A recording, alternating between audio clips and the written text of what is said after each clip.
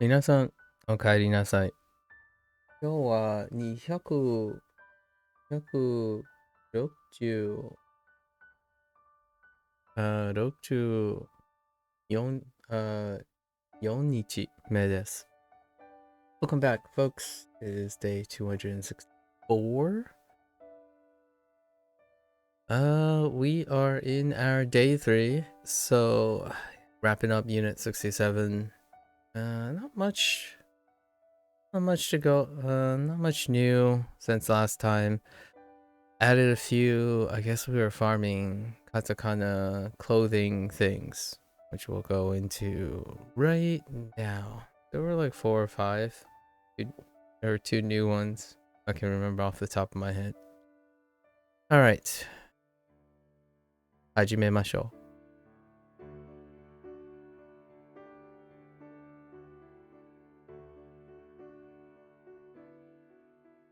うん。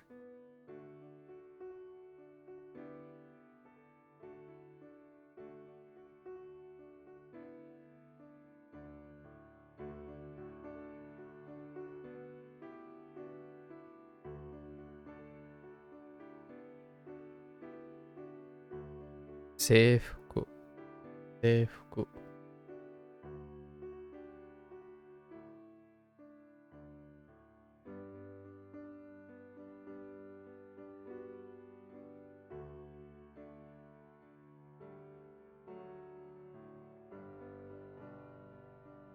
背広。or 背広。Sorry, 背広。背広。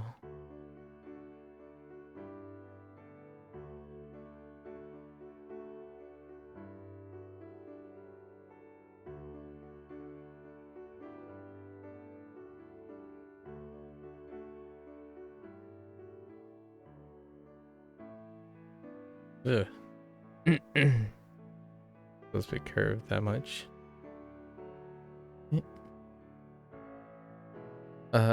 洋服。洋服。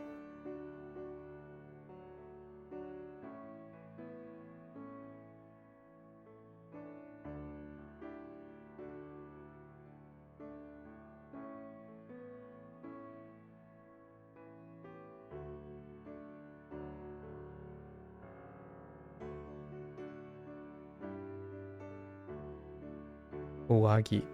上着。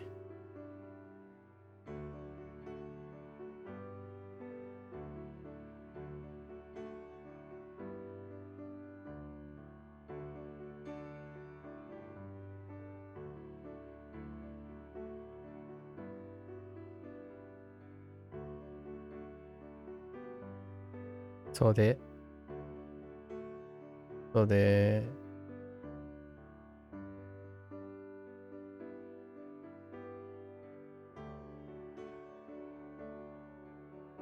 長袖。長袖。長い。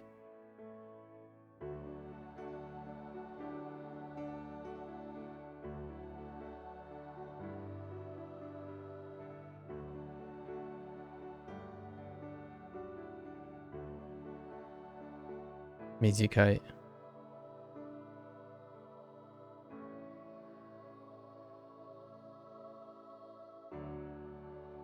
半袖。半袖。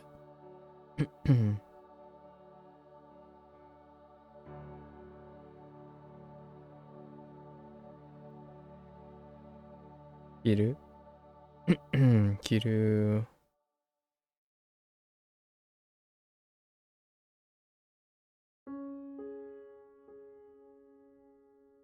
着物。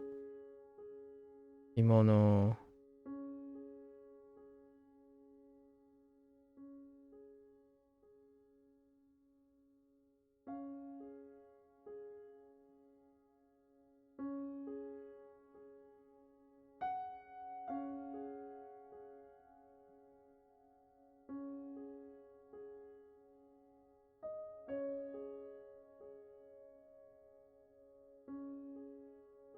夕方。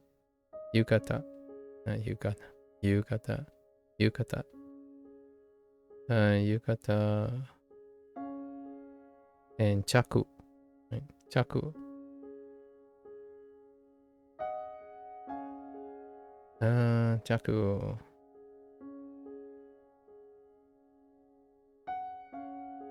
Chaku. Hon.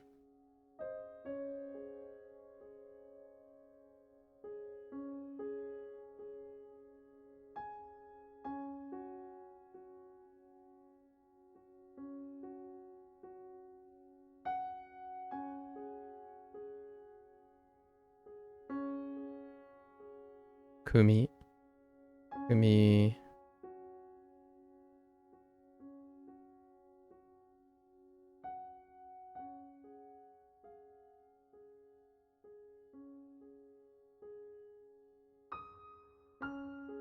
Mai. And some counters.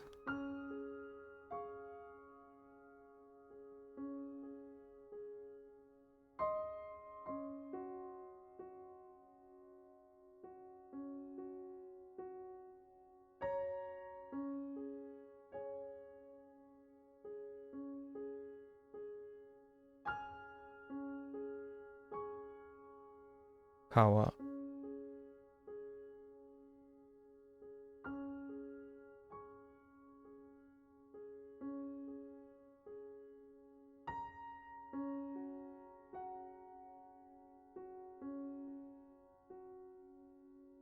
Obi.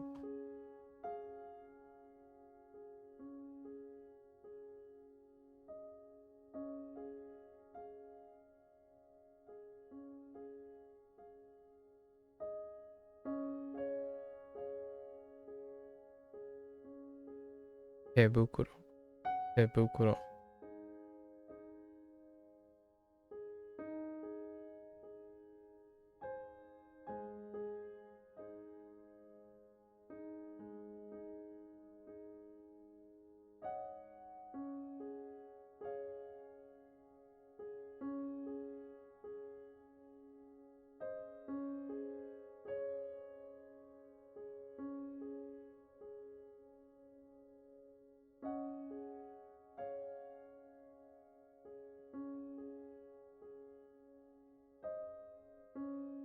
Yubiwa.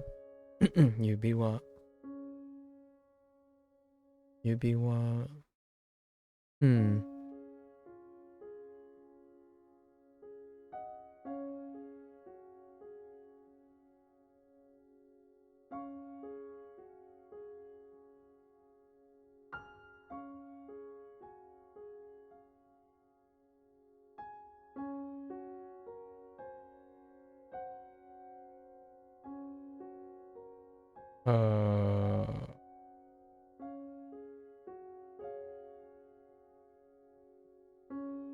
What is the less radical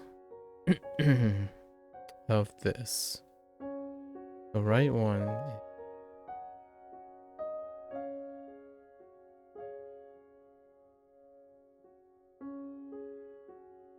Right.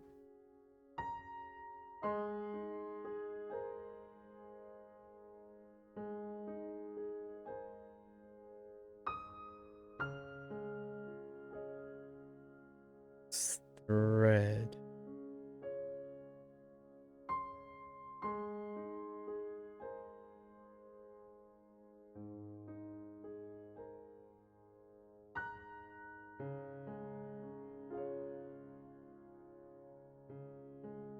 Something like that.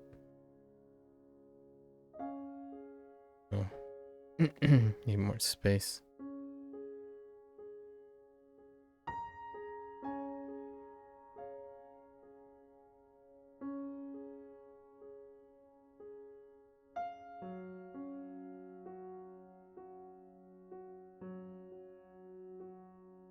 Shimeru. Shimeru.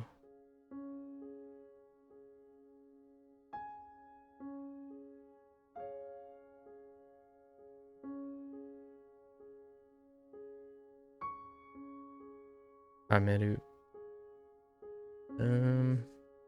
Okay. Add some more stuff.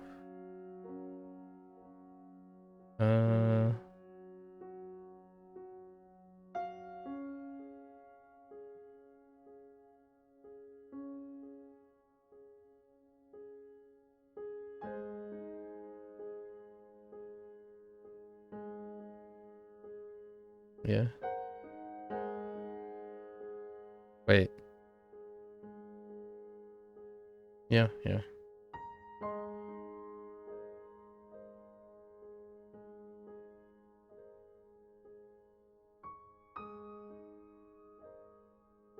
Necktie.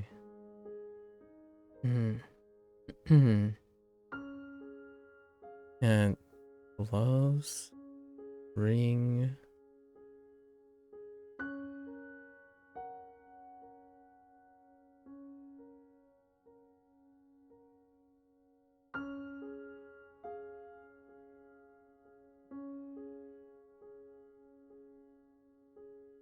I think there was something else. I'll leave it for that now.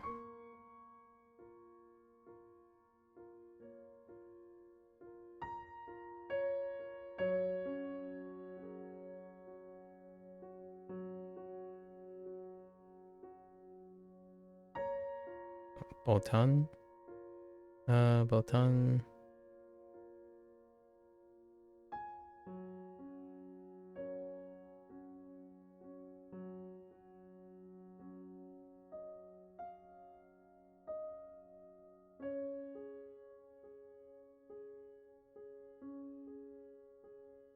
Azusu. What is Azusu?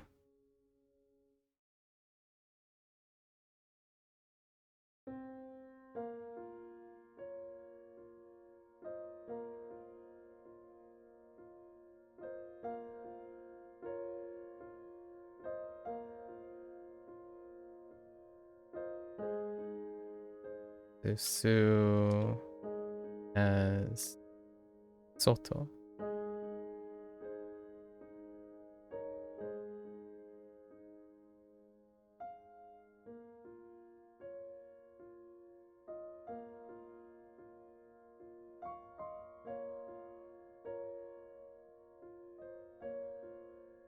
Okay, let's add a few from yesterday.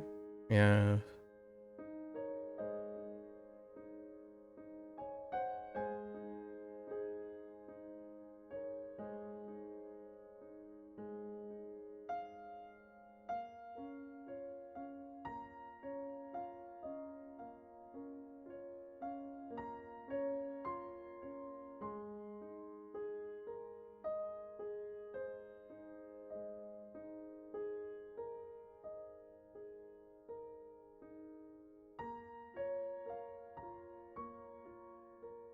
Yeah, why shatsu?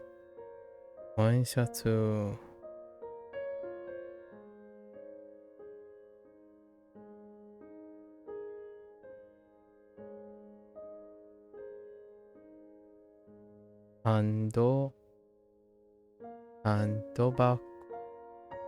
Handobaku.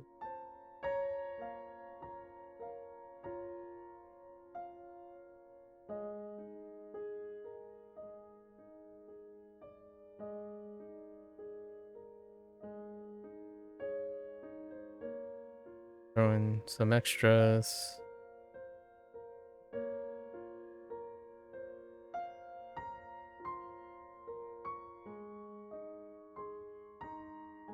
Oh, do we have kanji?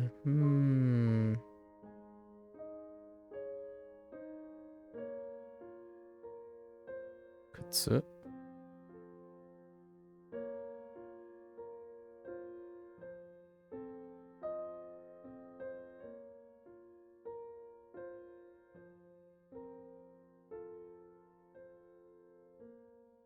Wait.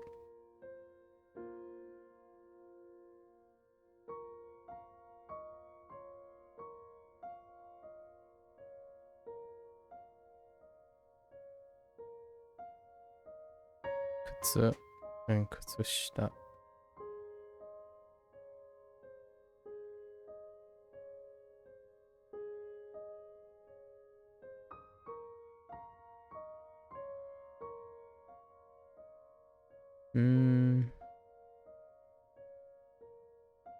Boshi.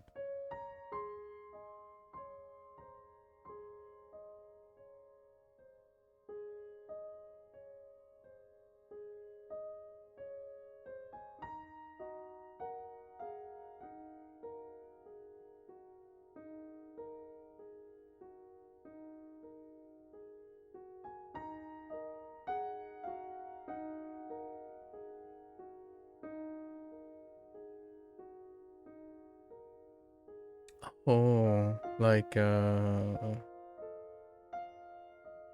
Beruto.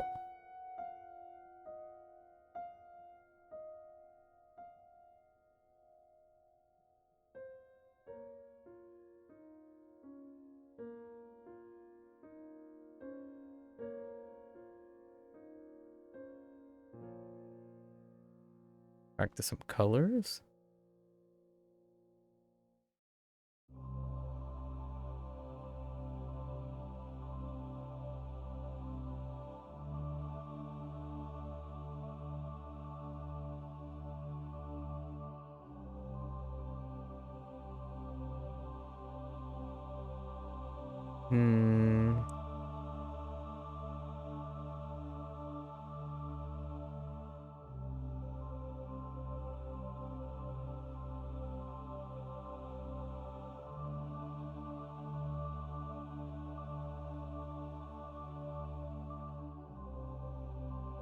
Alright, hi.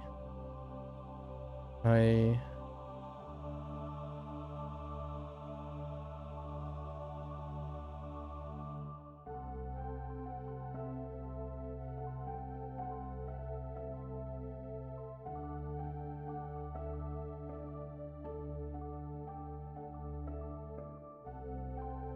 Kuroi. Kuroi.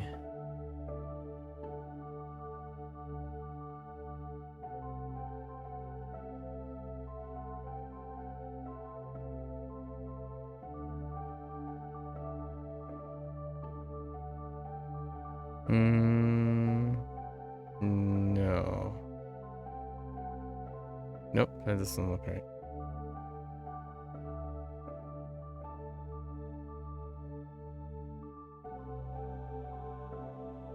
Kuro.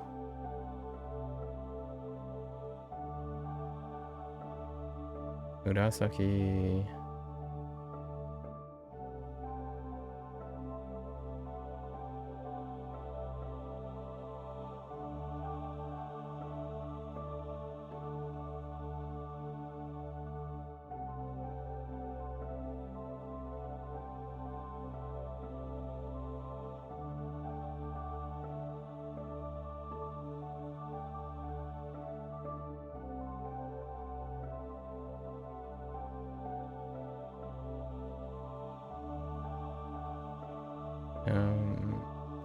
Iroi.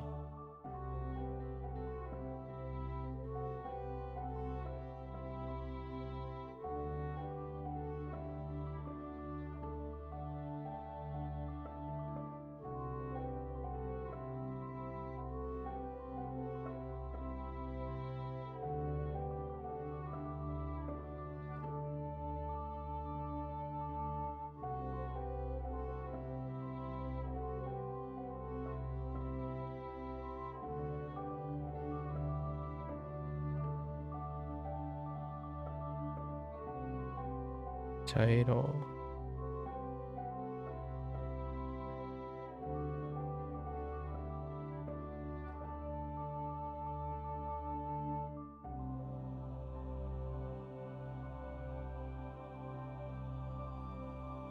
No, I don't think that's how that works.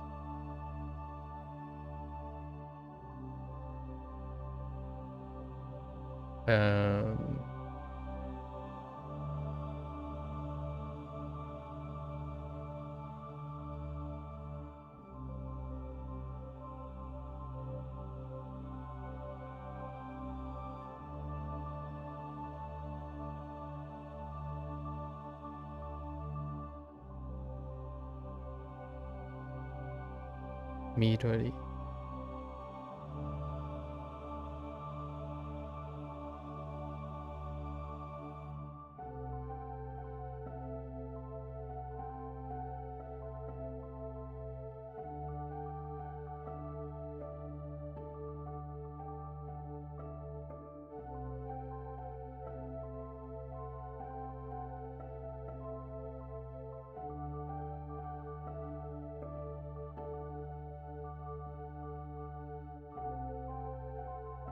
That kind of looks weird. Maybe because it's kind of flat.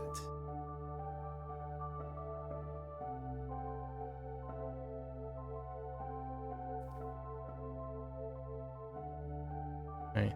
Aka. Akai.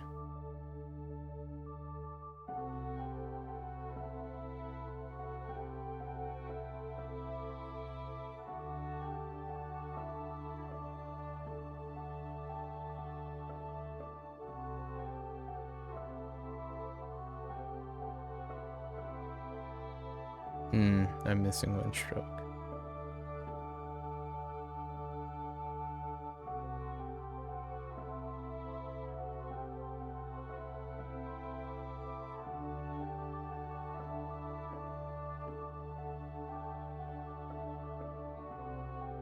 Ao.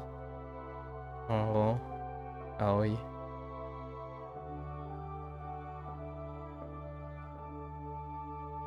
Right. Shiroi. Shiro.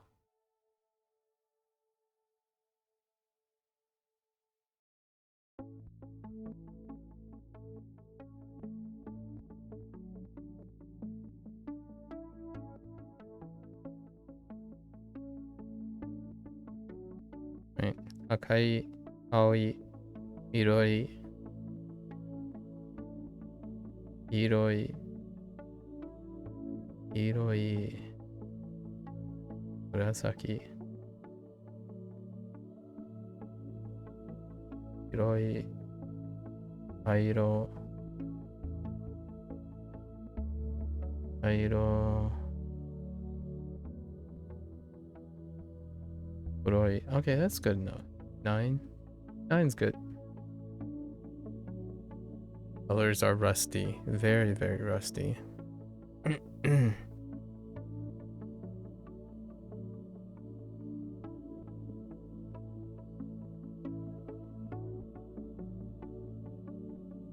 Okay. 66. Groceries.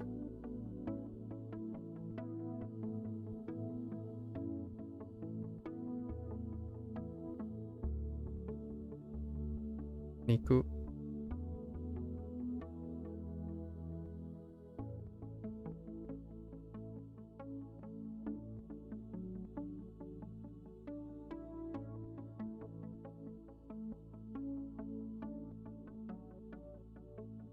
Ori. Ori.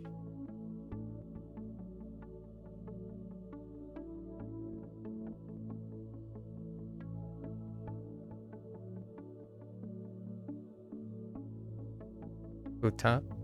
Ta.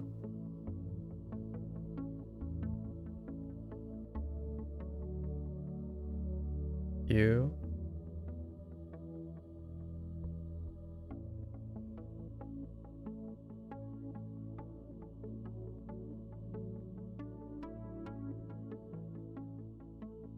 Tamago.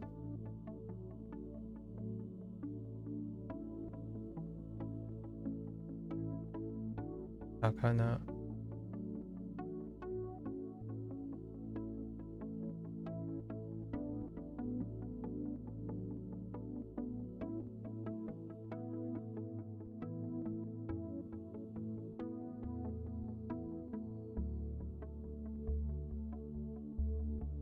Yasai.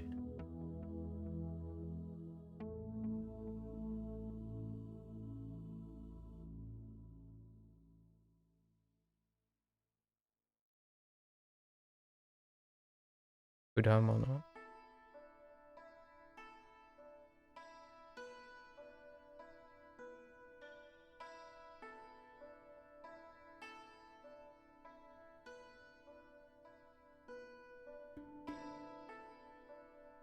Shio.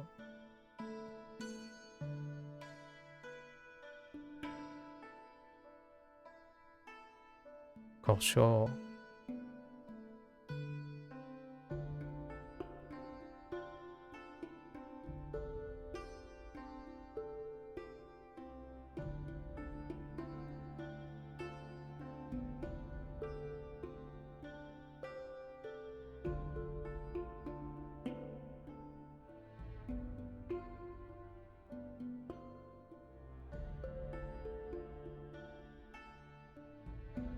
砂糖。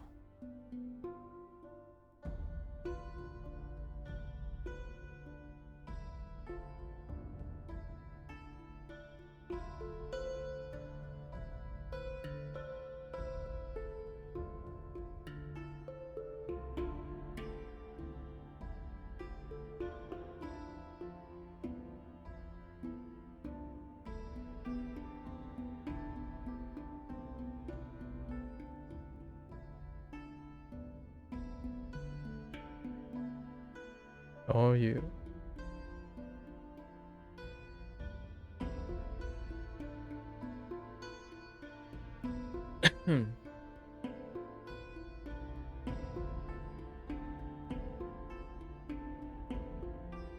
色。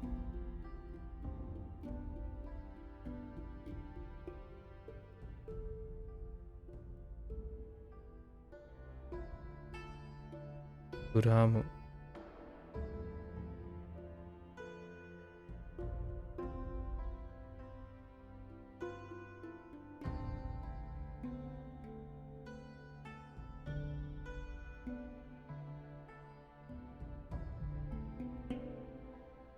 一番。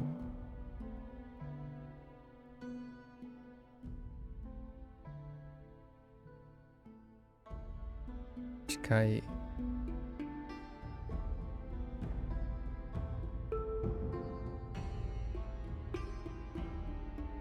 店。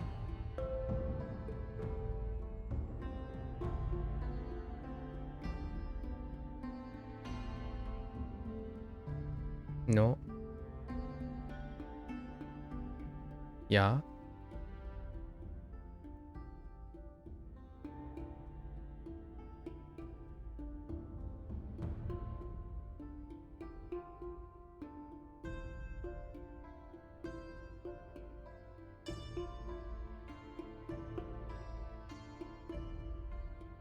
買う。買う。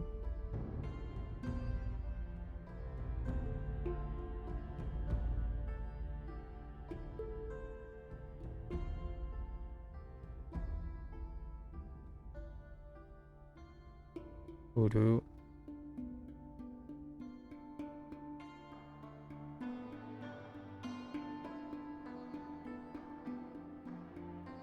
払う。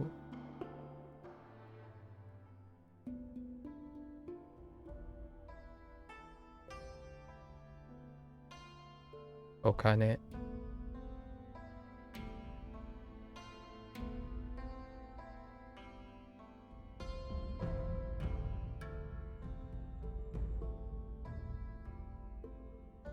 野菜。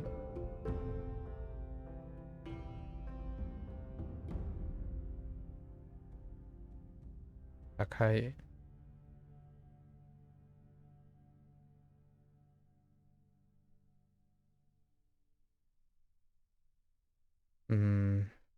Those me too.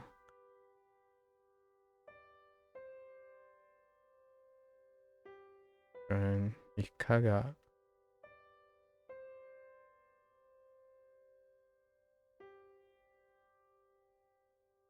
Oops. いかが。いかが。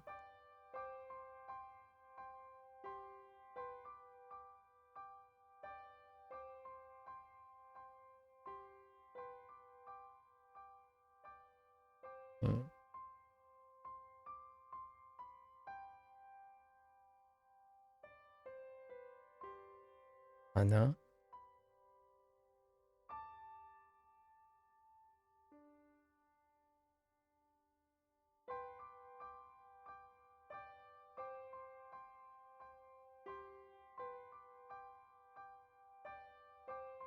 ダイヤモンド。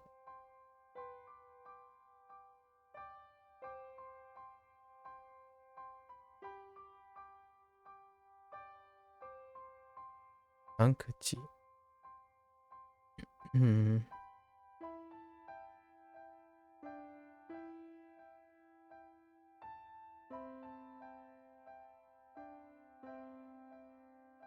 あげる。もらう。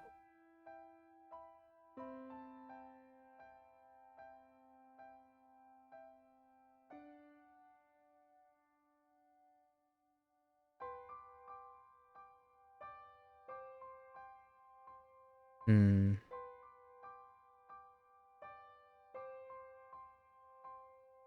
もうちょっと。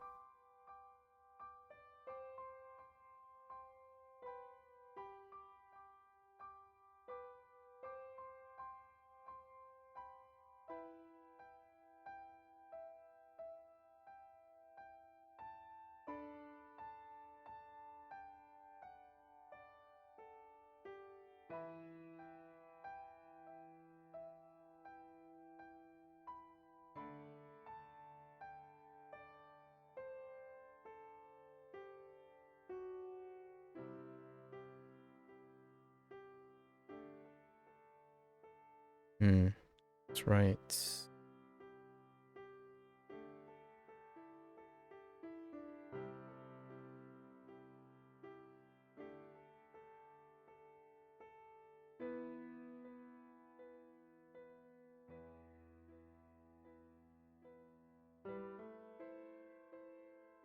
私にぴったり。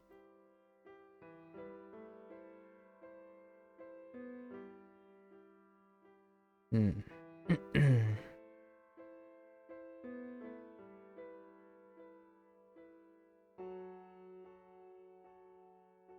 Yeah, that's pretty good.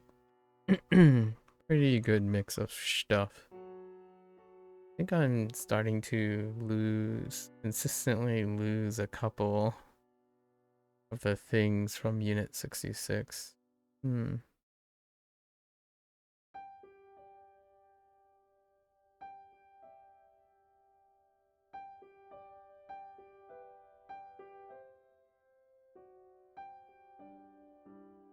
Yeah, something with... Oh, it's fine. Remember what we can. Alright. Into personalized practice. 近くの海に行きましょ近くは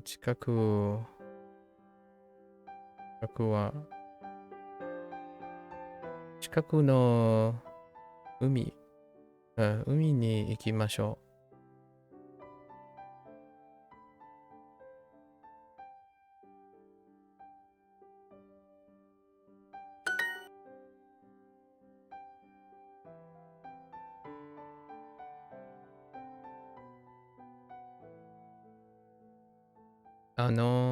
or あそこ。海はあそこ。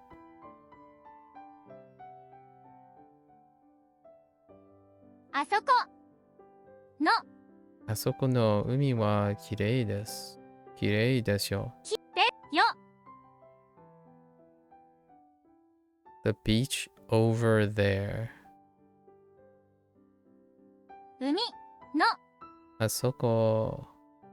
海のあそこはきれいでしょ。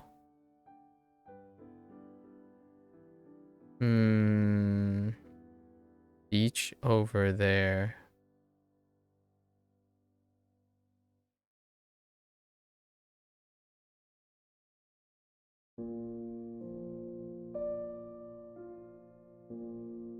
Hmm.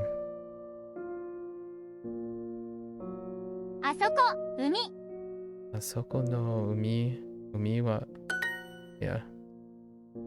I was thinking like, oh well, over there can be a lot of things over there. Okay, sure. 昨日歴史のテストを受けました。昨日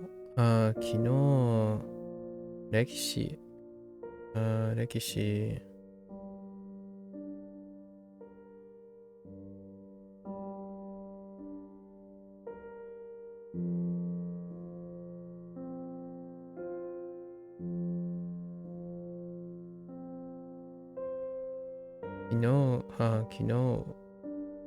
歴史のテストを受けました。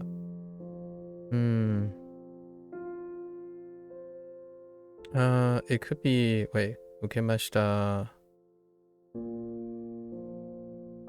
I took. No, it's not the same. Not sure if I got this one.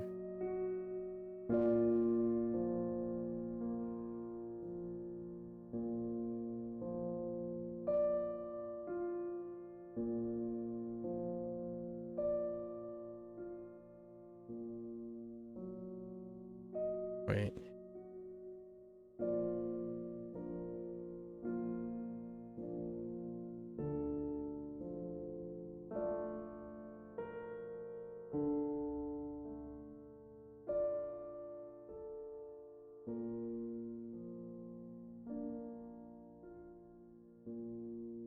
Hmm.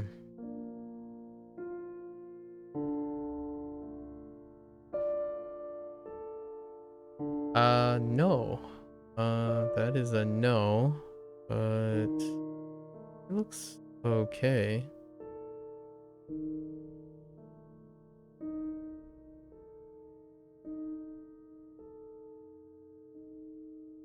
Hmm. Okay, to take a test. Specifically used for this case, but I was seeing if I have the kanji already. I do not. 先週たくさんテストね。テストを受けました。氷を持ってきました。氷。I don't have 氷。But which one is it?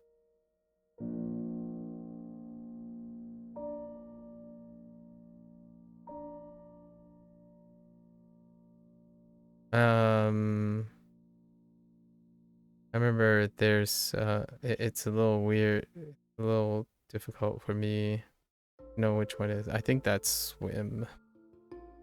Okay.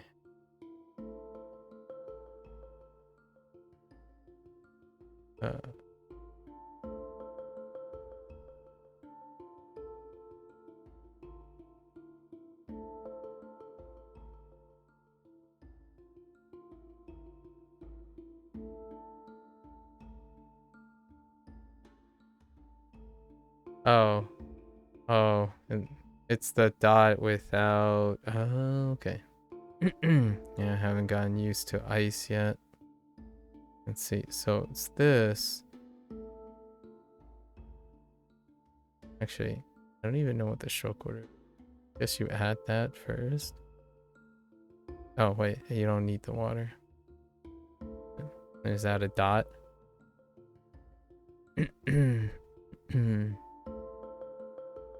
A dot to Mizu.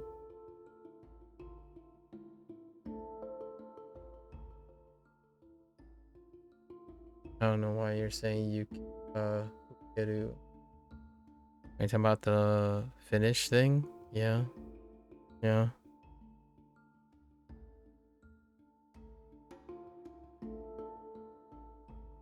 Or to take.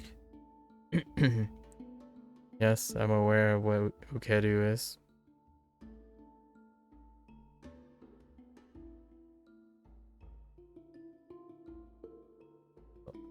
Okay.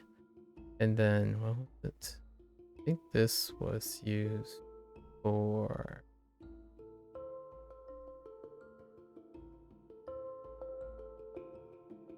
Yeah. And then we have music. 氷を持ってきました。で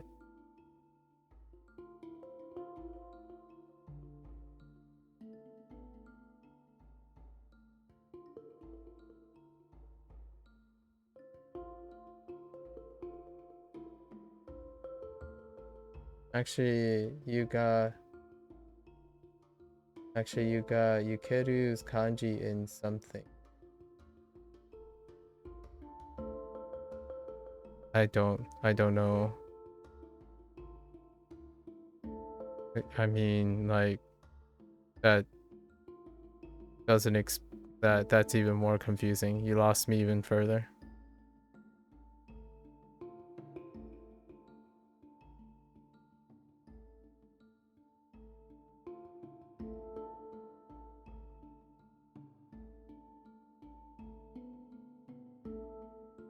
So, in this case, it's motte iku.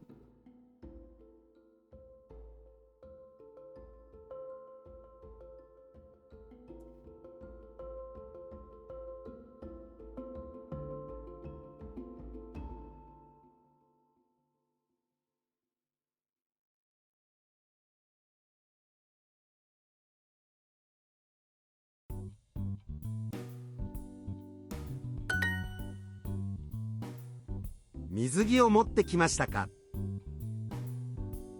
Mizugi. Ooh, you know what? I could probably make a guess on Mizugi.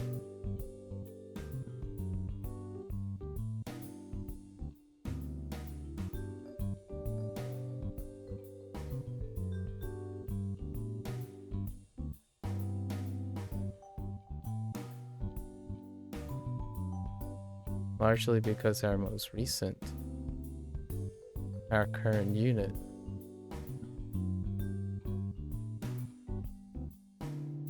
Is Mizuki?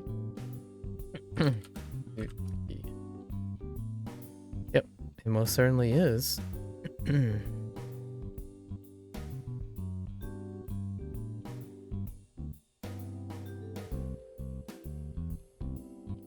Motte kimashita ka? Mizugi o motte kimashita ka?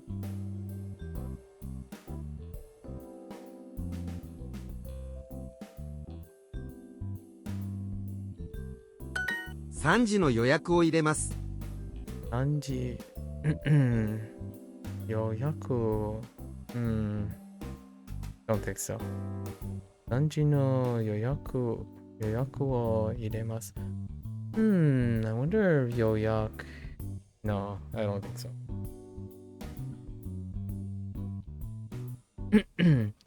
Ooh. Yikes. Yeah, no. Noyaku, oh man.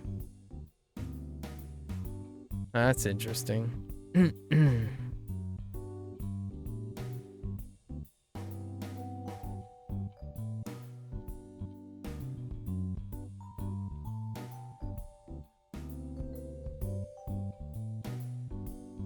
Okay.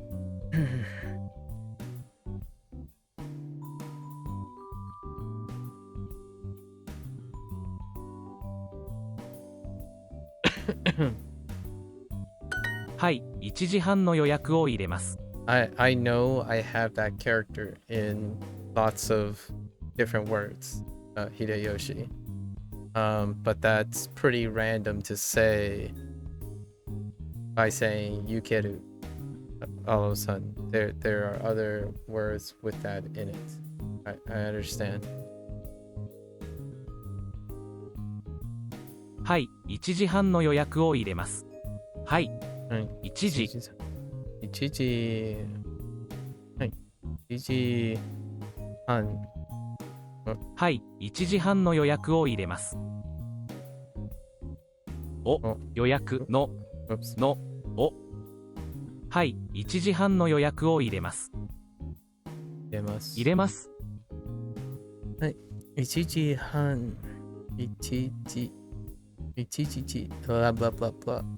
1時半の予約を入れます。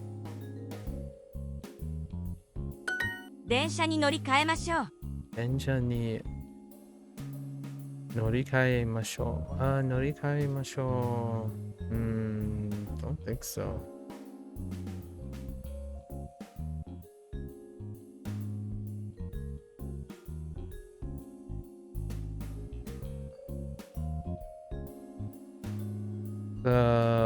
No, not kae, but nori. Yes, nori is okay.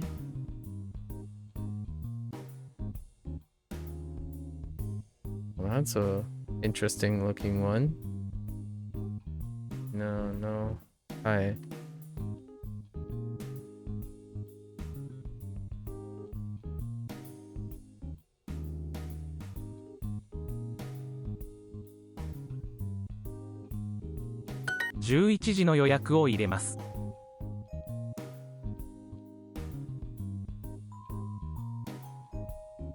11時。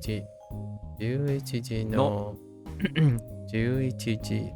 1時の予約を入れます。お店を今開けてください。お店を今開けてください。開く開ける。開けて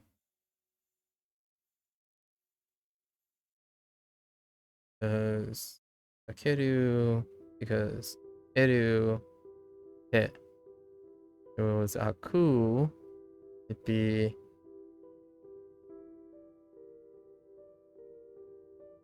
Ai. Yes.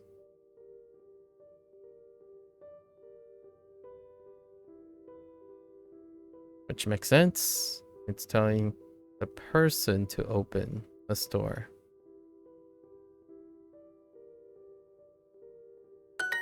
どうやってこのお店まで行きますか？どう どうややっってて。wait. どうやってこのお店まで行きますか？この店をどうやってこのお店まで行きますか？まで行きますか？どうやって。I don't think that changes to anything. どうやって。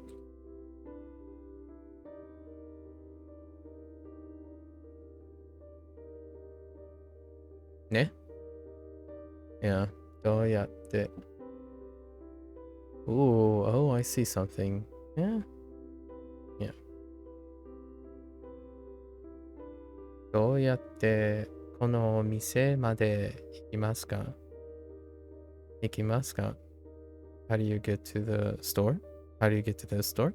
どうやってこのお店まで行きますか？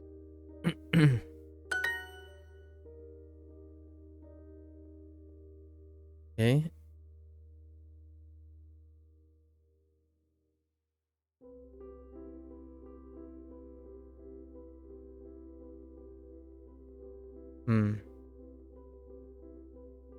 お店 I always want to say please first. I'm like, that doesn't make sense. Or that doesn't sound great. お店をお店を今今開け開けてください。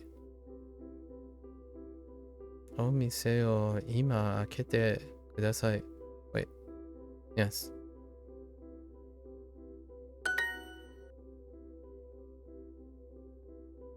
今日の授業。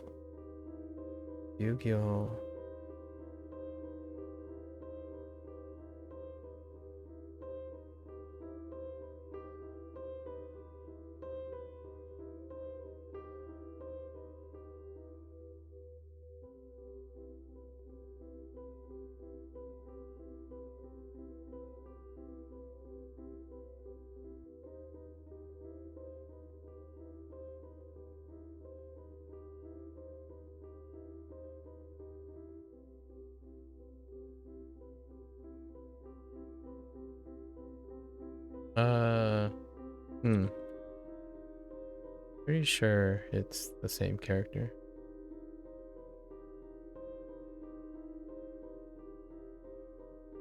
Oh no. Was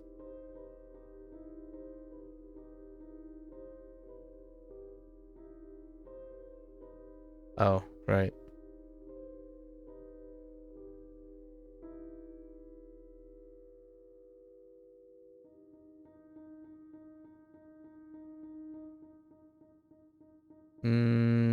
Yes.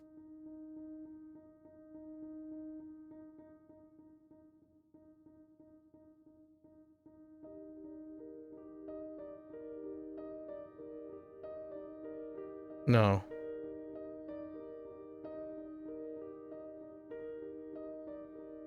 Yes.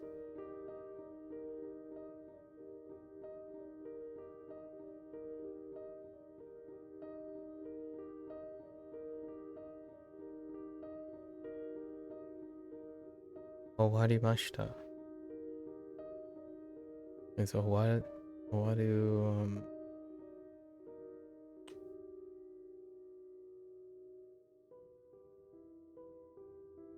something with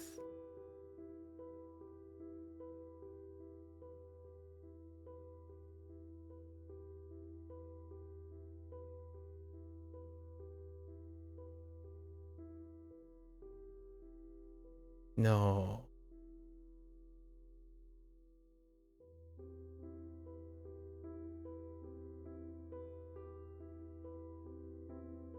There's something with this.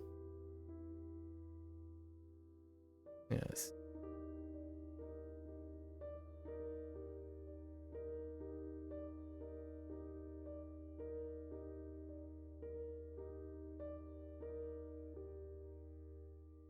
That looks fine.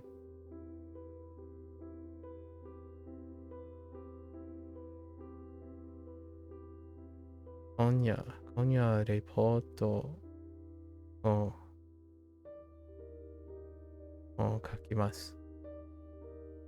Like thread, winter, right, and wa, or finish.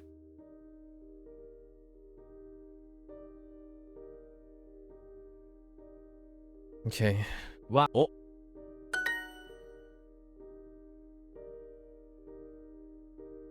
Business. It's fine. Hadai.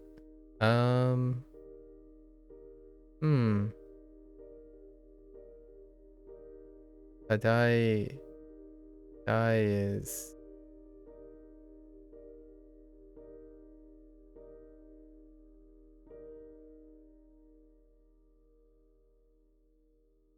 oh no.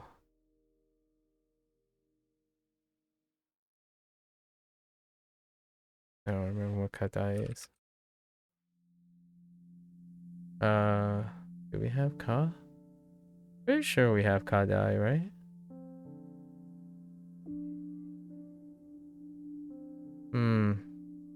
Not quite sure if I remembered that.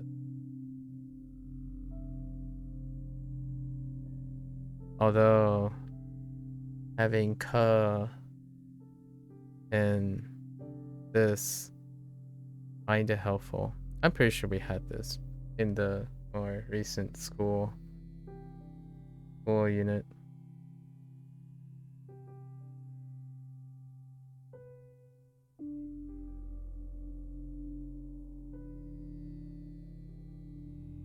Business no 課題は終わり課題は終わりましたか終わりましたか I said 終わりましたか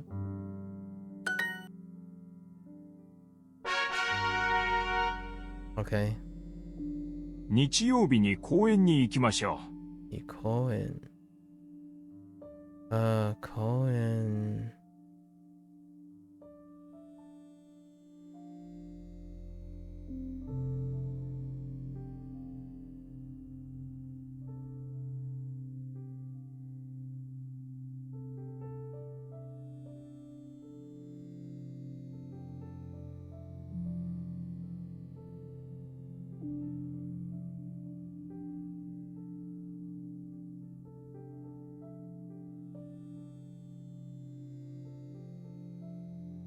Good news, you got an offer? Very nice. I was just about to ask you. I think it's just the amount when I said I have another offer on standby. Ooh. Oh, this is the Sony one. They got news from the Sony place. Makes me wonder, can you lie about this stuff? You can. And it will backfire. It can backfire. So the question is, would you want to stress yourself out about lying about it? And everything falls apart? I don't know about that. A lifetime of stress about lying is, sounds like, well, let's just say, I don't know about that. You know, lying has a compounded interest, right? It's not a diminished return, in this day and age anyways. If you know what I mean, like, lies compound on each other. It's one of the few things that continue to escalate as one gets older, as opposed to things that get diminished, like mistakes. Making mistakes become valuable and more meaningful, and their negative impact diminishes over time. So if you earnestly made a mistake, those things become valuable over time. They appreciate over time. But lies depreciate one's mental health over time. Unless you're like a pathological, maybe you have a pathological problem. But yeah, definitely not worth. Definitely not worth. At least in my opinion. Oh, and I messed up one of the strokes on Koen. This one, the second stroke is longer. This one's longer.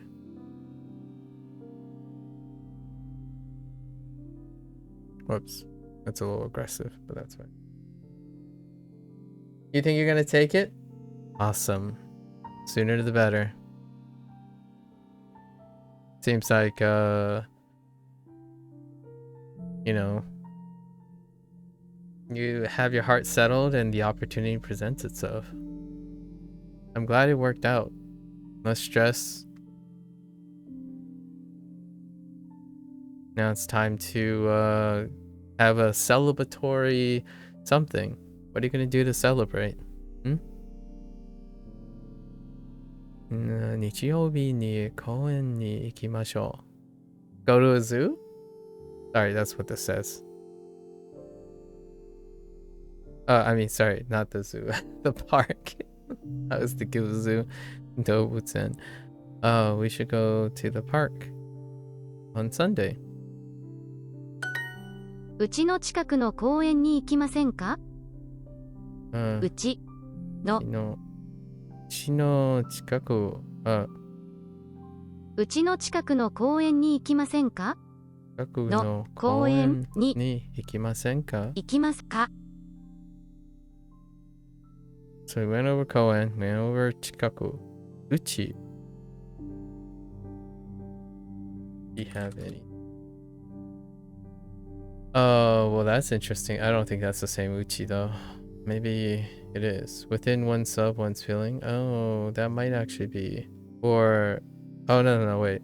Uchi. I'm pretty sure the Uchi thing. Oh, I don't actually know. This is a different Uchi.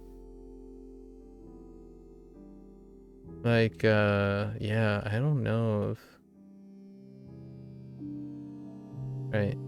Because this can be Uchi as well.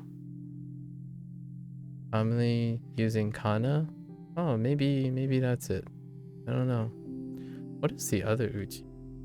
This one has a lot of meaning. One's home, one's family. Okay, so you can still... It's also that Uchi. Oh, okay. I'll sign on behalf. Within oneself, we our company, in, amongst, out of, between, while, during, inside, within. Huh.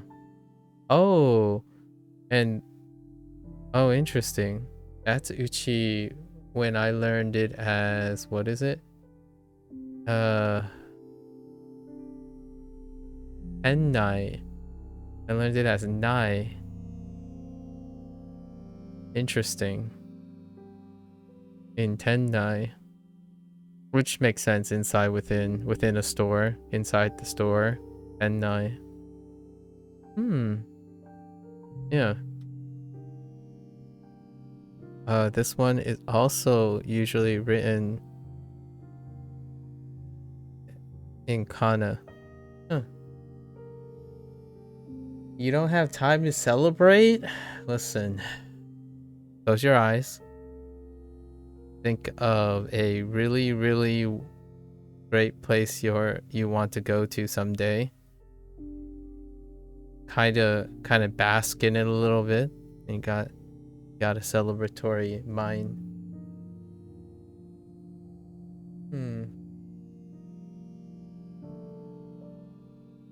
Omaku genki desu ka? Kyou wa that's a... Oh, there was a correction. We're downtown. I've got what the first... Oh, shita. Oh, it could be right? Kamachi. Uh, that's not it. I was gonna use the ka from roka.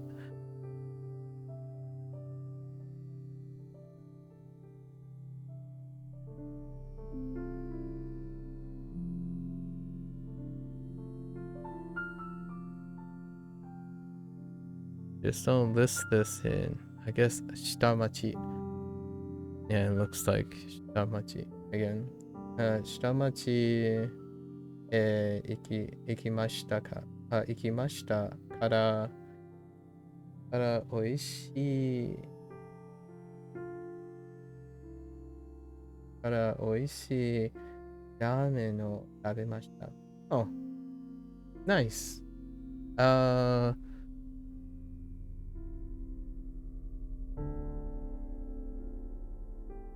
どれがラーメンですか or どれラーメンですか No, I think it's どれが yeah どれがラーメンですか works or どれは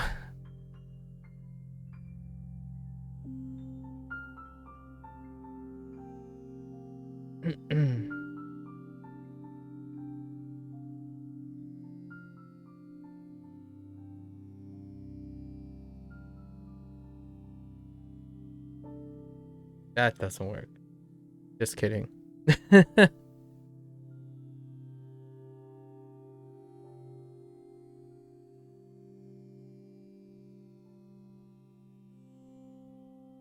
Dono. Dono works. Dono.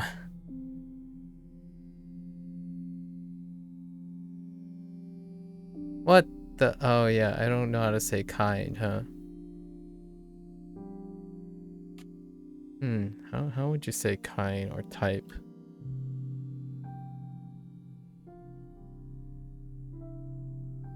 That's not how I would phrase that. Okay. I don't know. I'll work on that. I was gonna say which kind to compensate.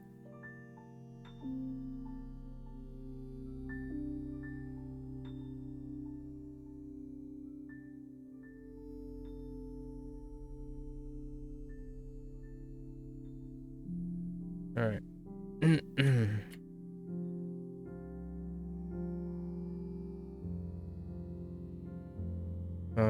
Where were we? Yokohama.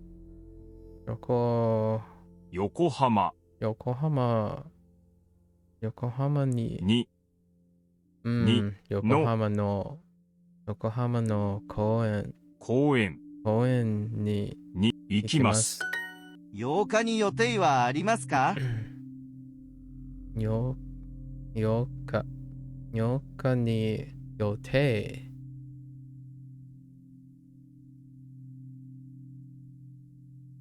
の予定はありますか？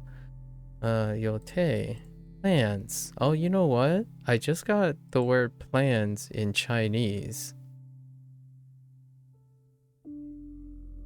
Oh, it's the one that I've been struggling with actually. 选择. I'm kind of curious if 予定 have anything. No, it does not. Well, it kind of reminds me of like eating. And eating is like one should do, like a should plan, like should. Nah, that's not close. Yote is too far away.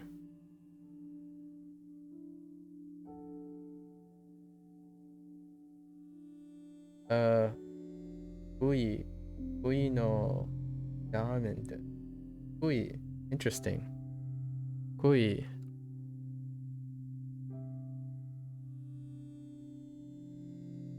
Ramen no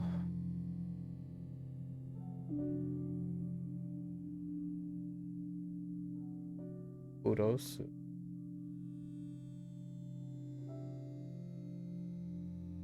ブロスが Can't see it. Looks like 鶏肉の豚肉です。チャーシュー、チャーシュー。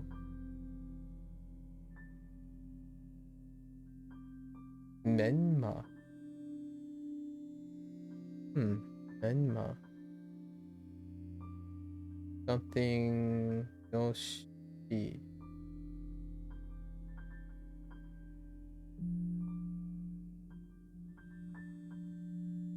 Maybe no.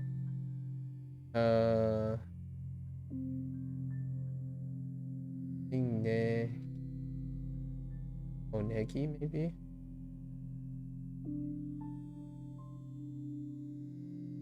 There are a lot of proper nouns there. See. Or not proper nouns, but items that you either know or you don't.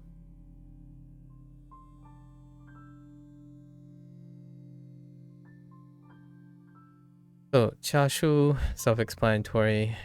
Menma, not sure. Oh. Takenoko. So the noko reminded me of some sort of shroom, but it's bamboo shoots. Interesting. Oh, that's how you write tamanegi. Yeah. Okay. So for onions. Mo tamago to in. Wait.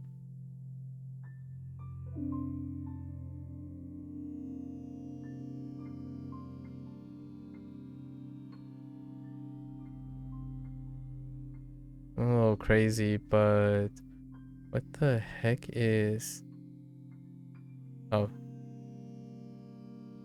Oh wait. Ninja.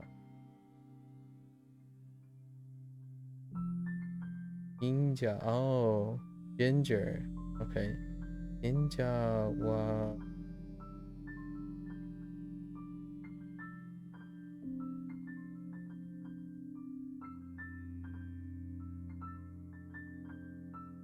Janai.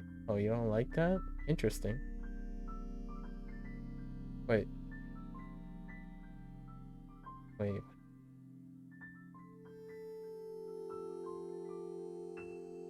Ginger, egg? Or is it egg and ginger?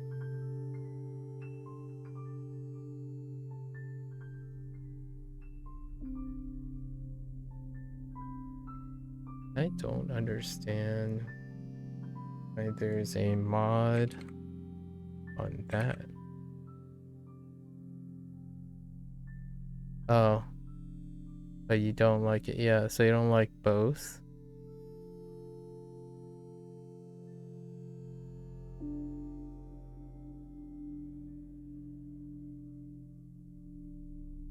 Right, mo tamago to jinja kedo.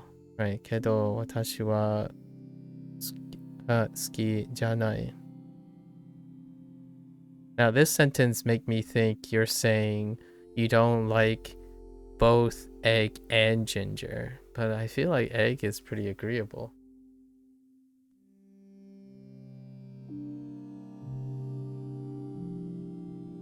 Maybe you're referring just to the ginger? Onions are boiled. Tamanegi wa... yeah, boiru o suru desu.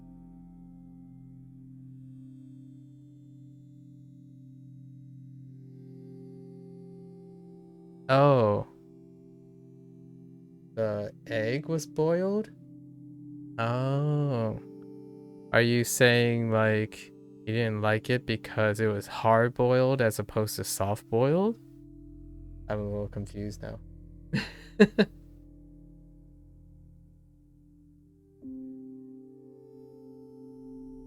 I understand that you're probably referring to the egg. at this point because onions are boiled. That's a little. I see. Oh, fair enough. Tamago wa asa gohan ne.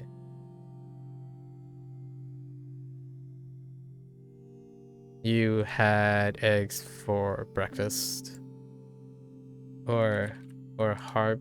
I'm a little confused at that too. How that. Like, eggs are breakfast, but eggs are a staple part of ramen.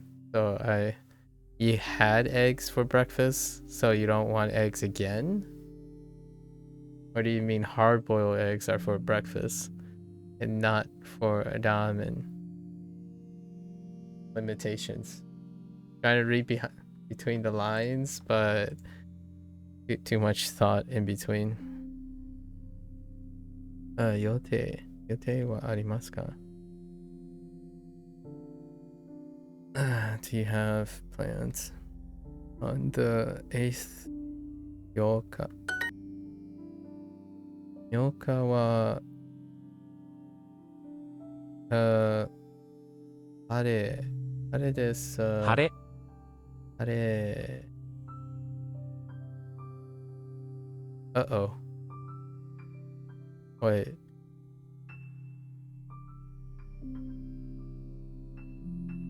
That doesn't look like 晴れ.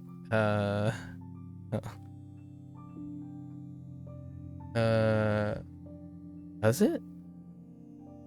Oh, I know. It's because... Yeah, that looks a little bit better. 晴れ.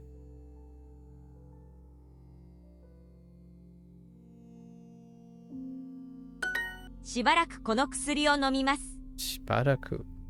I don't think we have しばらく. しばらくこの薬の薬 as well. 薬を飲みます。しばらく.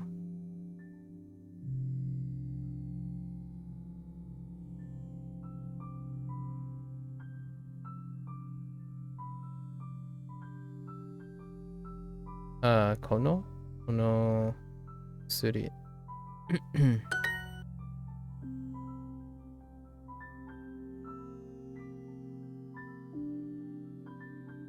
Just sleep for a while.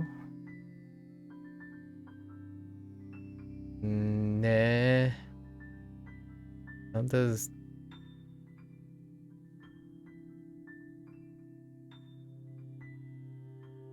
No, that's that's not it.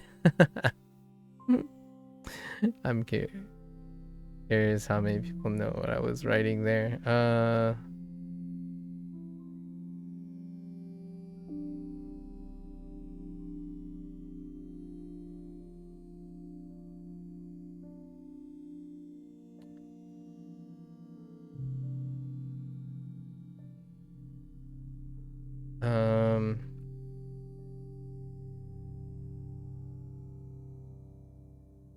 It does have the yeah.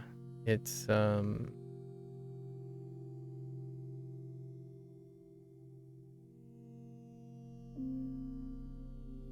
wait.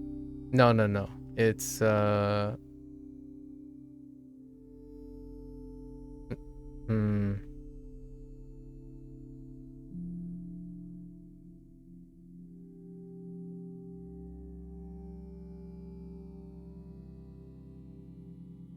And then what was down here? No, that doesn't. It's condition. Yeah. Neru. 卵に朝ごはんは好き。卵に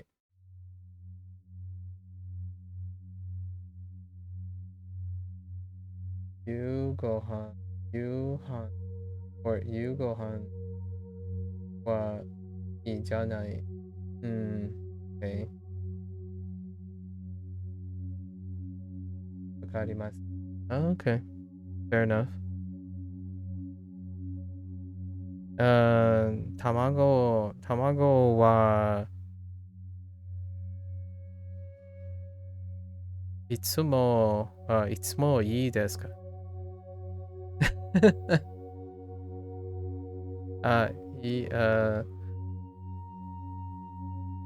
Yeah, tamago. Yeah. Eggs all day long. It's always great. Itsumo ii desu ne.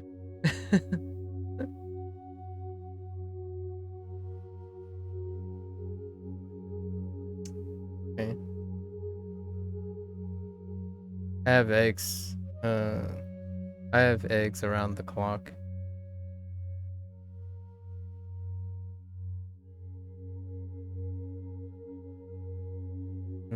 Going to sleep for a while. しばらくしばらく寝ます。寝ます。私も同じビジネスの授業を選びました。私も同じ。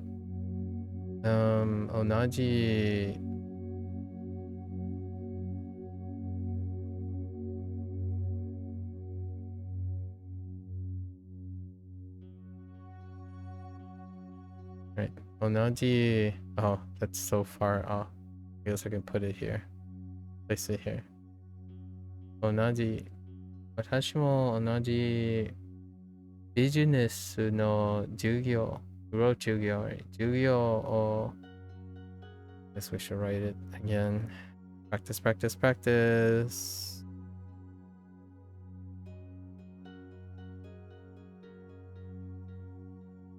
That's gross. Oh boy, now we're just throwing it out there. 授業を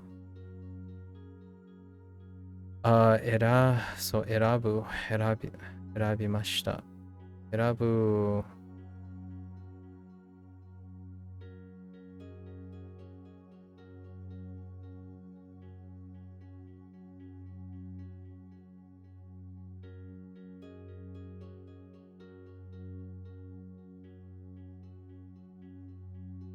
Uh-oh. I don't remember what the MAKU below is. Wait.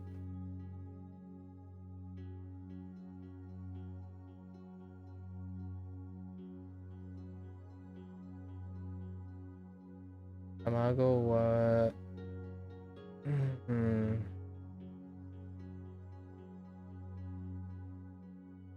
Something kina... 食べ物です。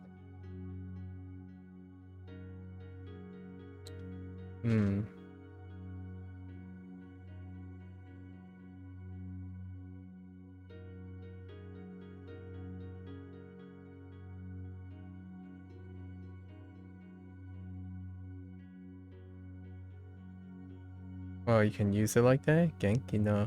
Oh, interesting. I didn't realize you can use it to express it that way.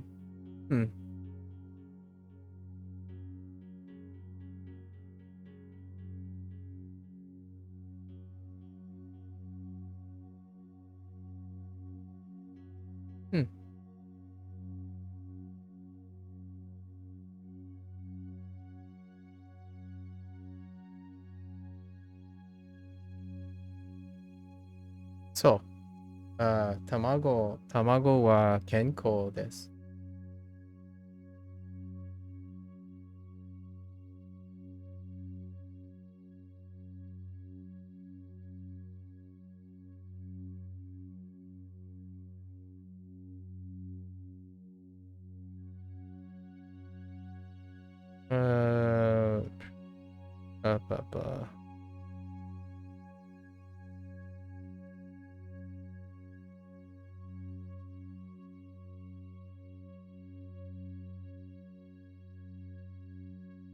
Chess class.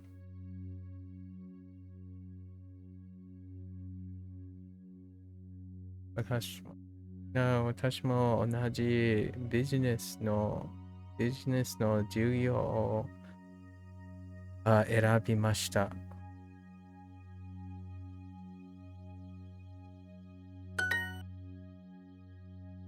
面白い。面白い。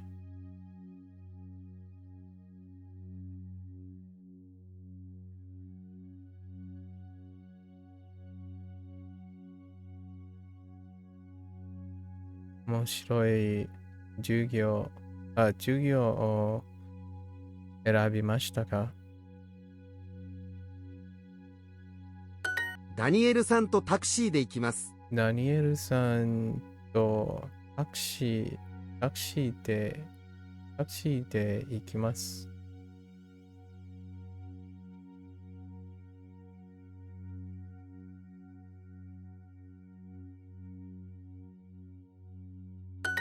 綺麗なのであそこで写真を撮りましょ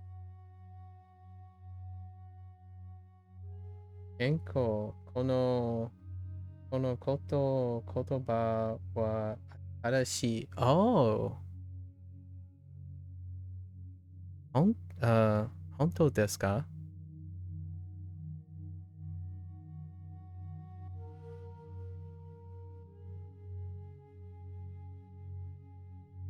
言葉。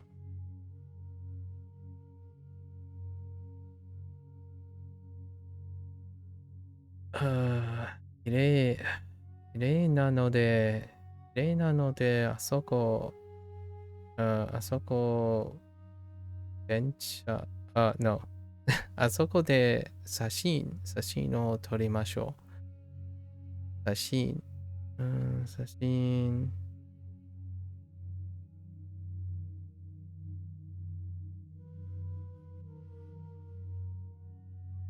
写真、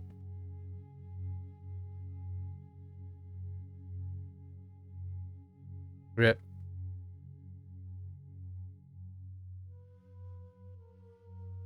写真、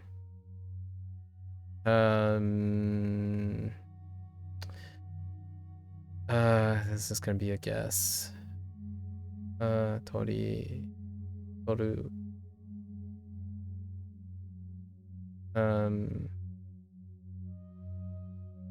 るね。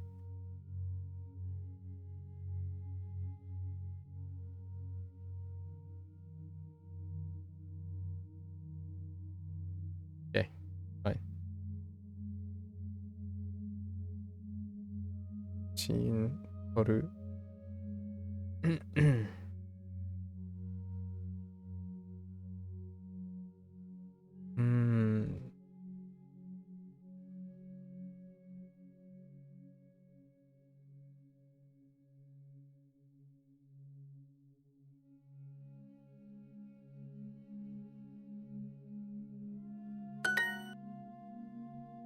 綺麗なので、綺麗なので、その木その木まで、押そうわ。その木まで歩きましょまでう。Wait. I think I have that. Doesn't ring a bell. Oh no. 歩きましょう。Of course I have that. 歩きましょう。歩くは、歩く。Just walk over to that tree.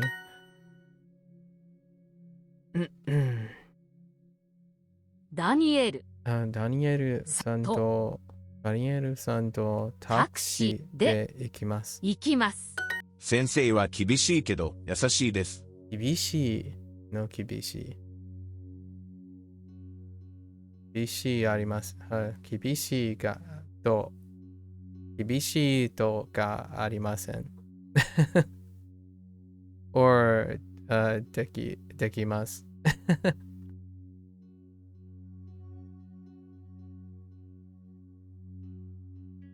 優しい。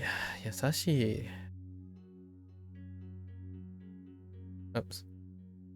I lifted my pen. 優しい。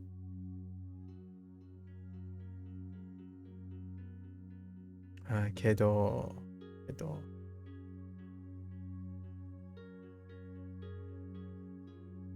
厳しい。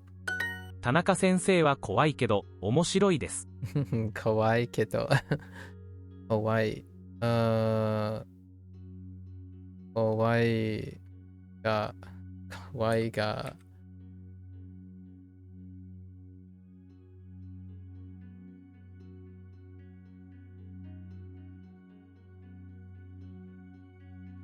か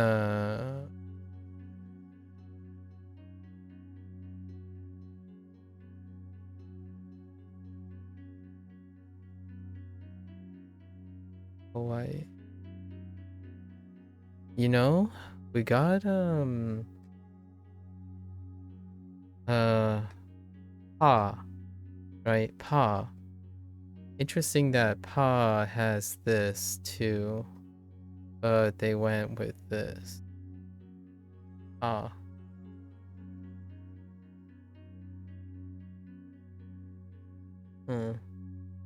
Interesting. 田中先生は怖いけど面白いです。面白い。田中、ね。田中先生。田中先生は怖いけど面白いです。面白いです。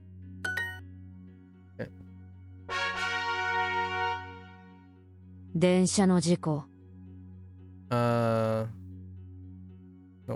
事故。電車の事故。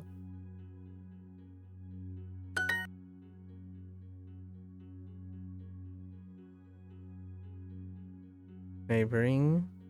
隣。Oh no. 隣。Oh no.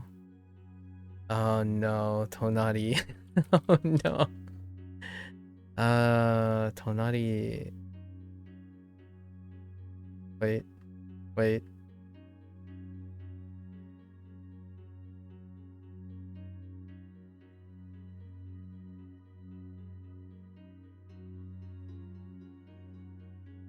Yes. 隣。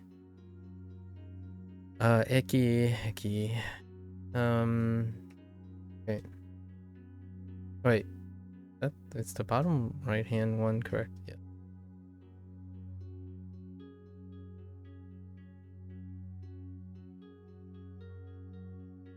So, neighboring city. 駅。隣の駅で、事故がありますか？ or ありました。ありました。薬局。薬局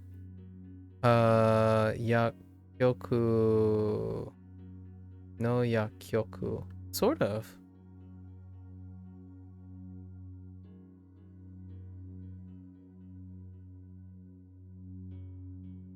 Unfortunately, I forgot it from the other source. Only did it like once. Yeah, Kyoku. Yeah.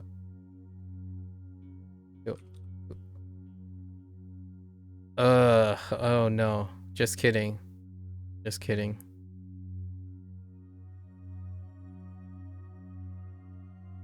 Well, that looks interesting.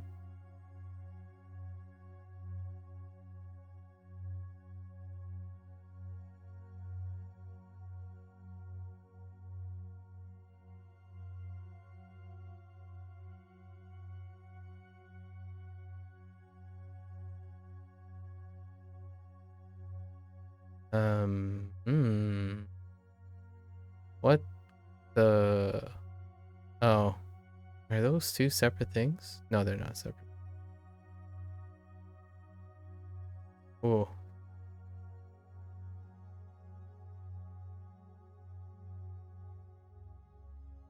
This character is... yeah, Kyoku. No idea. Not yet. No, yeah, Kyoku ni ikimasu? Ne? Oh, yeah, 行きます。ちょっと具合が悪いです。ちょっと具合が悪いです。I don't have 具合。悪い。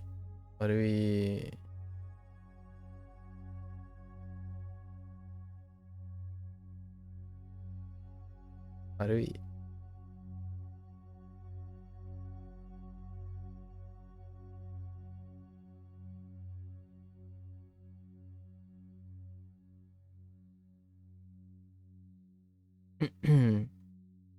ちょっと具合が悪いです。昨日ちょっと熱がありました。え昨日、あ、昨日、Oh, well, that's interesting. 昨日、昨日、昨日ちょっと熱がありました。No, ちょっとがありました。Wait, 昨日ちょっと熱がありました。oh, 熱熱、がありました。I don't think we have netsu either. Feels like netsu would be something with aha. Oh, that's netsu. Oh, that's actually all right. It's r.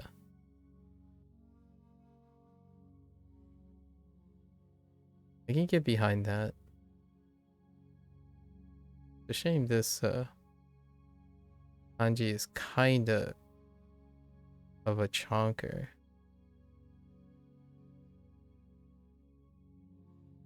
Netsu. Makes sense. Warm, hot, all that stuff. For fever. ちょっとちょっと具合が悪いです。ぐです。いいレビューを書きます。いいレビューを書きます。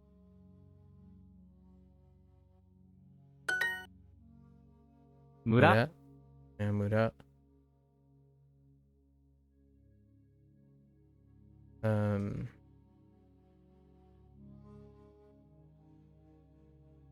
クーポン、レビュー、湖、I wonder. So there could be a mizu in it, and then it's a umi, but nope, they went with something different. I was gonna say like maybe it's a mizu plus umi. No, it's something entirely different. Interesting. Ski in it, and fluid and water. Oh gosh. That's not gonna help me in the future yet. Yeah, Mizumi, that's a little tough. That's gonna be a little tough to pick up on a whim. 刺身、 Sashimi. Sushi has something. Sashimi probably does too. Oh. Yeah, that would take a bit too. Interesting. Sashi. Me. Where have I used me before?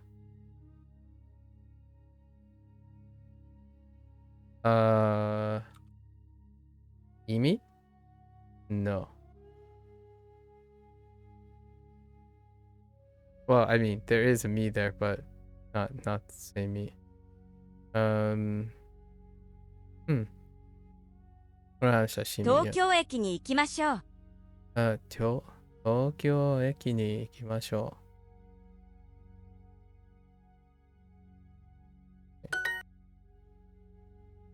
う。11時、18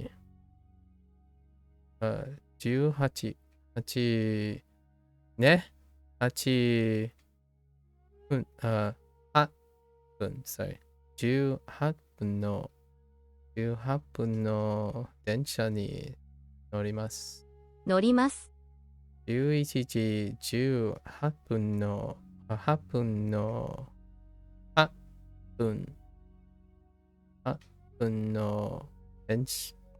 電車に乗ります。近いので海に行きましょう。近いので海に行きましょう。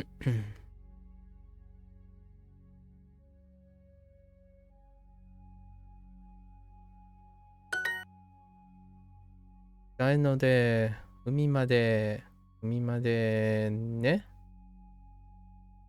行きましょう。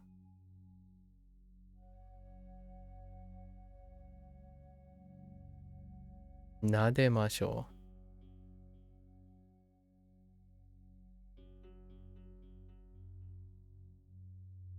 う。歩きましょう。行きましょう。Play? 筆記 Yeah. And then there isn't kanji here, so nade is petting, right? Are they doing petting? Nademashou. Naderu, yeah, that does fit there. ヨーロッパの文学は面白いですよ。ヨーロッパの文学は面白いでしょ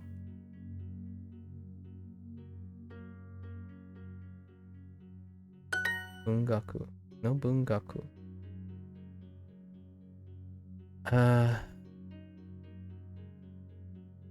ロッパの歴史授業は難しいですね。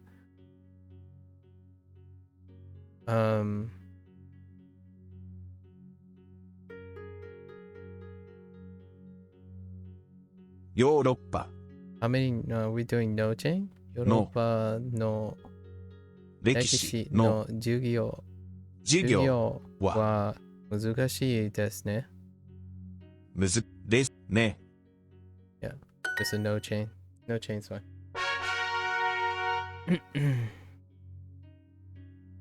Alright, we're back to the current unit. 土曜日はコンサートへ行きます。Oh, your life is so fascinating.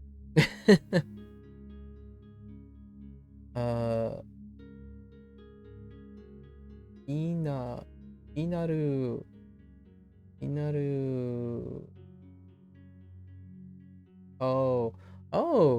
ファンタジー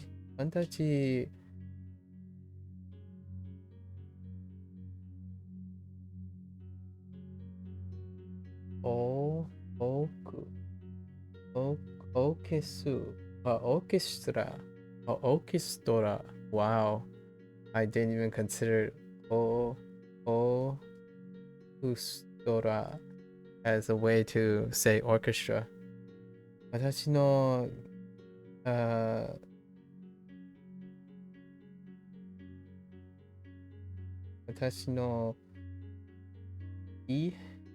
気分はwait, I was expecting 楽しみです but that is something else. But it does express excited or happiness.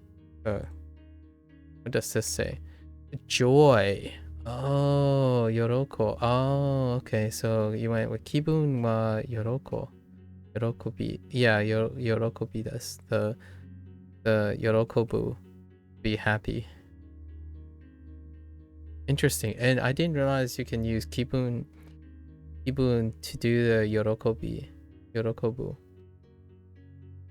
I was auto filling up the sentence. I thought you might have said like watashi wa tanoshimi desu or something, or just tanoshimi desu. Right, you're looking forward to it. Yorokobi. Man, I gotta get used to that. Yorokobu. I like that. I like when people say yorokobu. Kibun works. Yorokobu. It has a C in it already. Give it away. Dang, going to a Final Fantasy concert? Orchestra? Is it Eminence? Don't tell me it's Eminence Orchestra. Now that'd be a really, really hot flex. If it's Eminence or you happen to catch Eminence Orchestra on tour or something. Actually,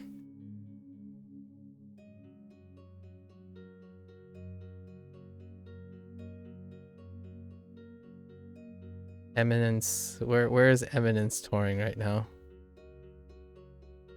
I'm telling you.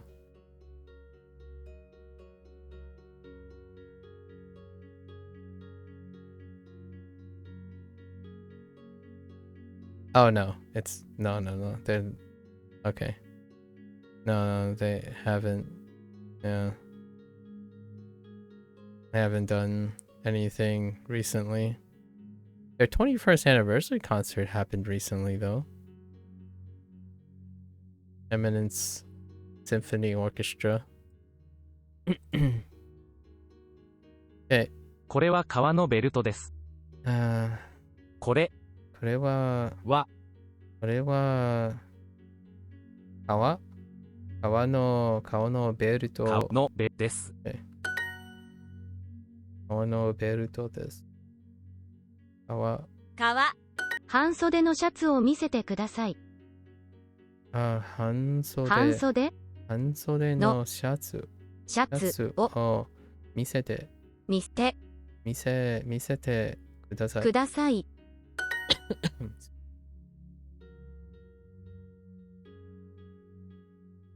短くないですか？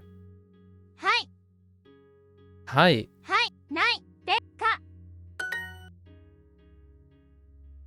Oh, wow. I briefly mentioned Tennai. And there it is.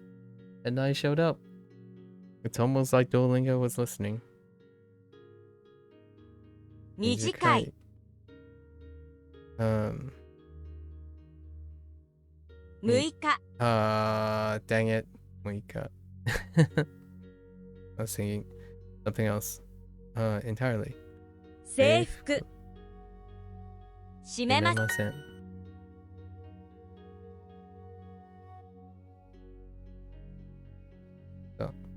このパーティー。このパーティーでは、I guess ネクタイを、which one is tie? Right, 閉めて。はい、閉めてください。Oh, yes. 閉めてください。制服。閉めません。半袖。革ね。袖。カタカナvomit. Oh no. インダ。Okay. インダ。Sure. イン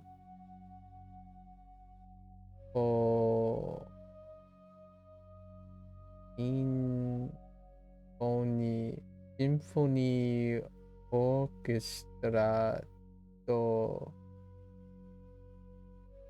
クロス。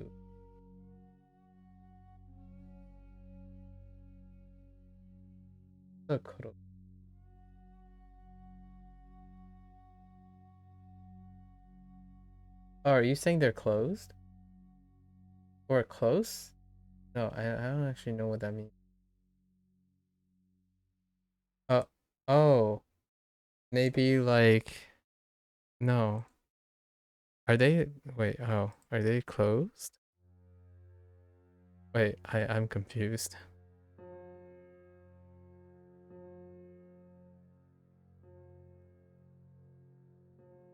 Oh, Oh, company, maybe. Kurosu? Company? Like symphony, Shinra Symphony Orchestra, and I don't know what a kurosu is.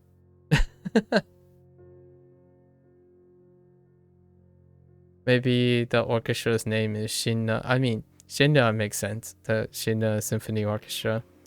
I saw that your avatar had the Shinra logo on it, actually. And I don't know what Koros is. No idea. Oh. No.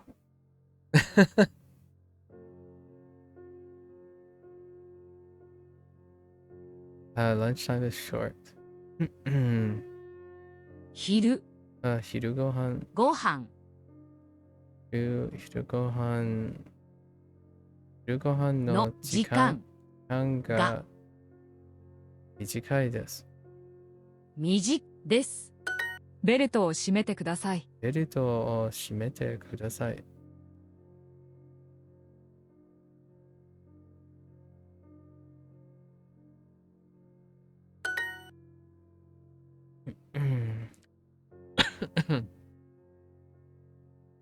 このこのジャケット。こ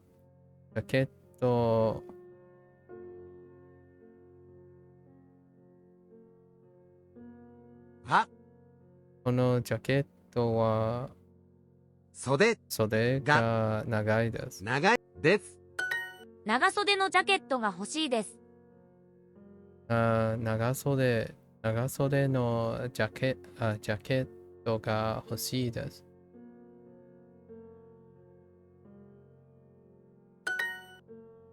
The orchestra. Oh, it's a chorus. Korosu.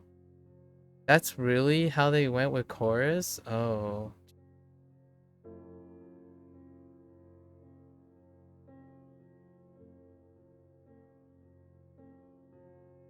Interesting. Korosu.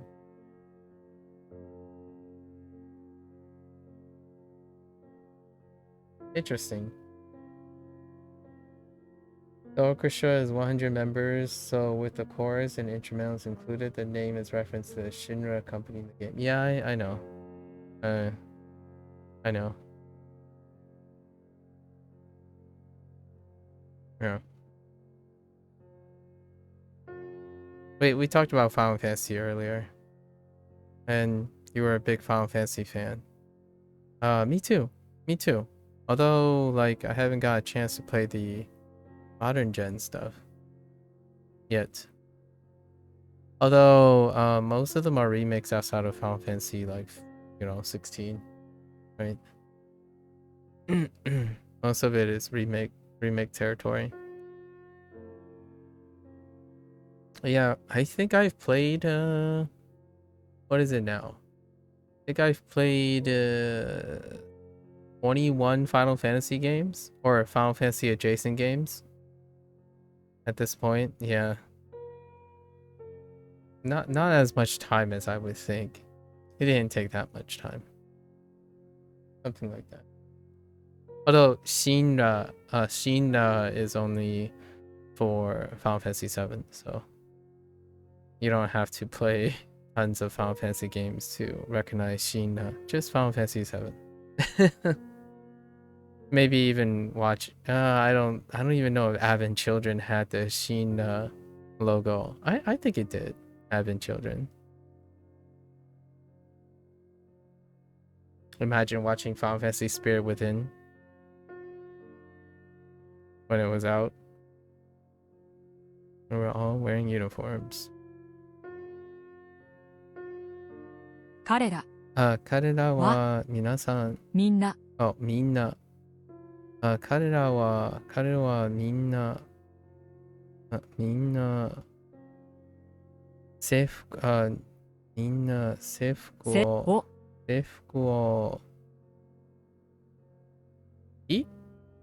そう切って or they were all wearing. So,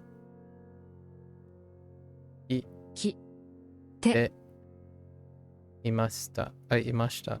い、ました。いていました。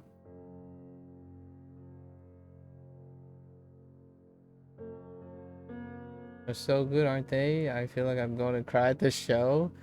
I had coincidentally there was a orchestra. There was a Final Fantasy orchestra that visited Otakon one of the years, and I happened to sit in it. Pretty beautiful. Yes. Classic Nobuo. Although I have to say, when it comes to like weeping-esque level of composition, I think I'll give a slight nod, lean towards Final Fantasy X. Final Fantasy X. When it comes to like the you know, Ares theme. When it comes to like the really weeping things, Ares theme do be hitting them very different. Although to Xanarkin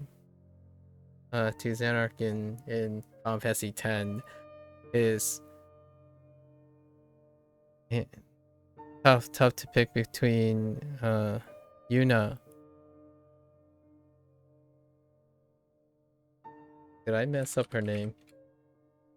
It's Yuna, isn't it? Yeah. Yuna and Aerith's theme is it's kind of a tough call. 彼は春に半袖を着ます。 For the sad part. The beautiful sweeping stuff, yeah. It's impossible to pick. Oh, and then, you know, most of the, I'm gonna call them the Final Fantasy princesses.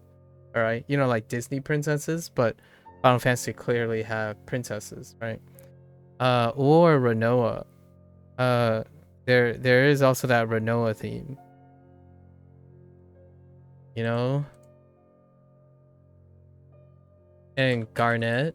There's also that Final Fantasy IX Garnet theme. I mean, all the quote unquote Final Fantasy princesses have a theme. Oh, you know what? Okay, there are ones that are much lower though, like Lightning's theme. It's actually kind of hard for me to even remember what Lightning's theme is from Final Fantasy 13. And there isn't technically a Final Fantasy princess in Final Fantasy 15. So there are a few that have exceptions. They don't end up being part of the discussion. The later titles featured a lot of very specific themes. Tifa's theme is pretty good though.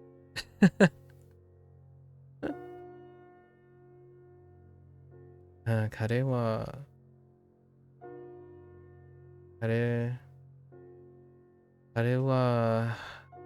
春に半袖を着ます。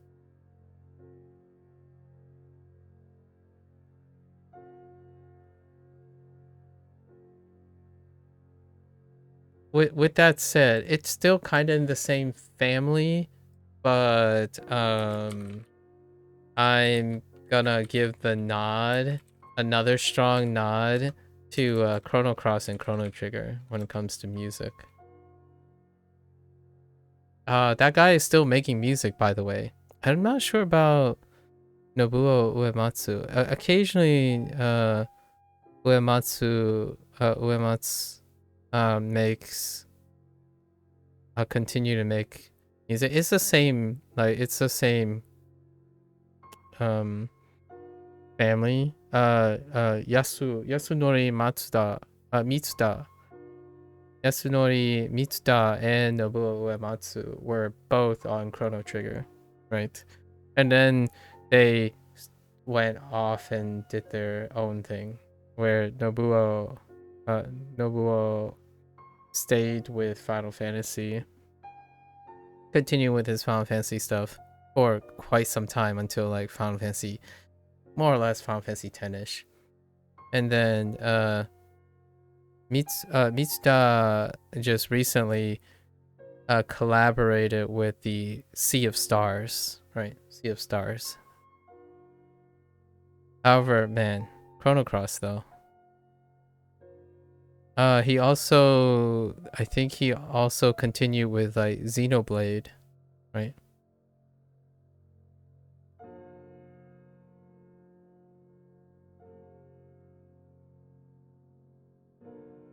I have yet to play Sea of Stars. I have yet to play Sea of Stars to listen to his music again. Mitsuda.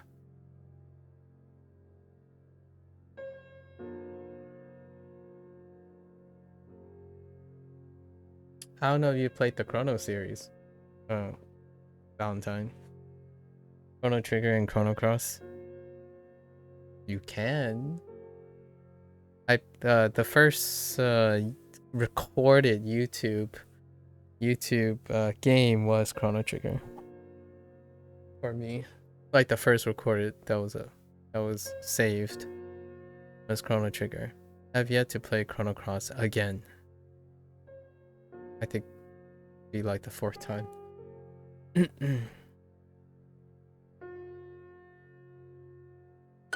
革手袋を一組買いました。革手袋。革手袋。手袋。1。Wait.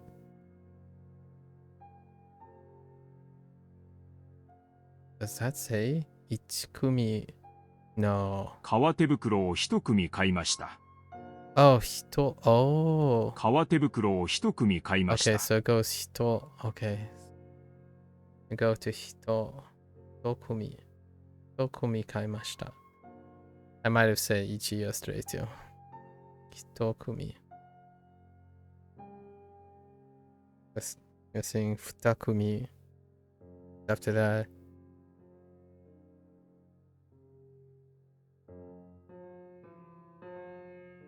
And then it might switch to 3組 or 2組. Interesting. I'm not entirely sure we use this counter beyond 1 and 2. "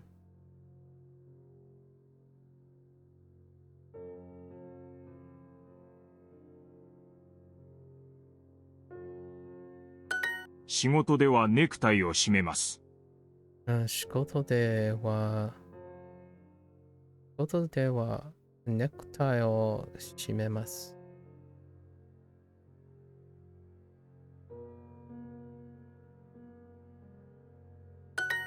Okay.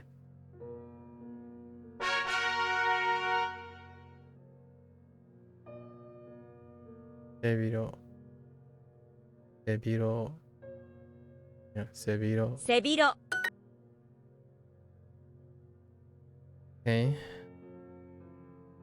指輪、指輪を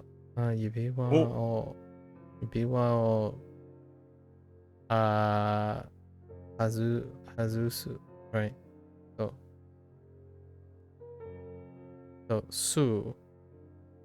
外ってください。No. 走って、what? Wait. 外し。No, wait. 外し、外して。ください。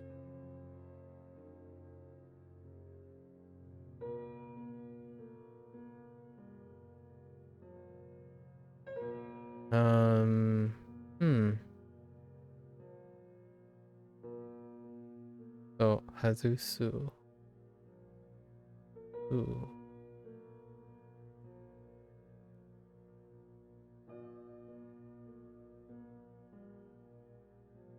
I think this might actually be my only example of this so far.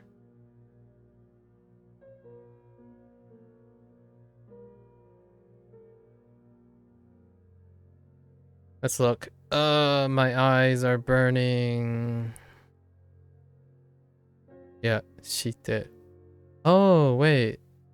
We do have another example. Did I use it yet? Anasu. Anasu would be another example of a su. I don't think we used su yet. This might be our first su.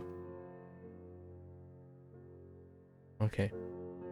I'll keep it in mind. Of all the prototypic things, I gotta pick up another more common predicate here. Or su represented. So, azushi. Azushite kudasai. Oh, wait. I mean, technically suru works too. I think maybe suru was... I don't know if that's a wise choice to pick suru. Suru would work. Or shite. Yeah. Think about that in the future. 半袖半袖は浴衣 Oops. 浴衣 That's not 浴衣。指輪指輪制服。彼彼は彼は指輪をwhich one was for rings? 飴飴る飴み飴ね飴ましたはめました短い指輪閉めません革彼女はダイヤモンドの指輪をはめていました。彼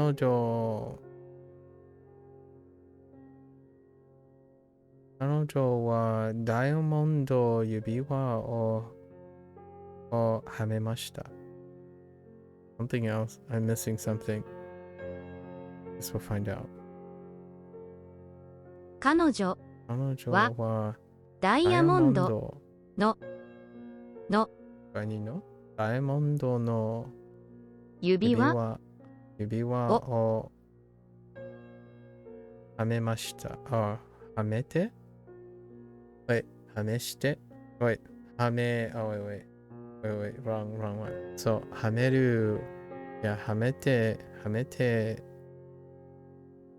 No, we're not going with that.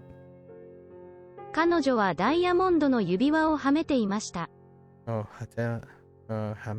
めて彼女はダイヤモンドの指輪をはめていました。Okay. はめていました。Hold up. はめていました。So, apparently wearing or putting on. Okay, fair enough. So, はめる right. 得る into 手 and then いました。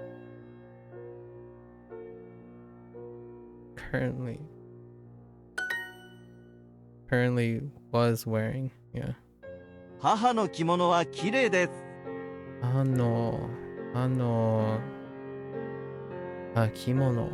物は綺麗です。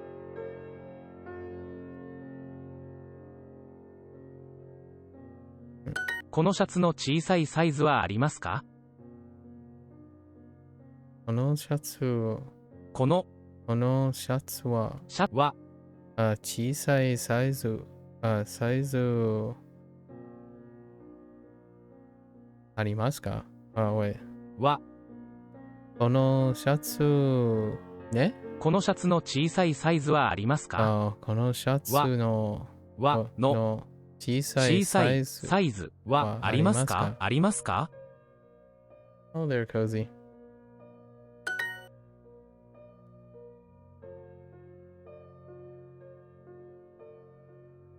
彼女はダイヤモンドの指輪をはめていました。はめていました。彼女のはダイヤモンドの指輪をはめていました。白い帯を締めました。はめていました。はめていました。白い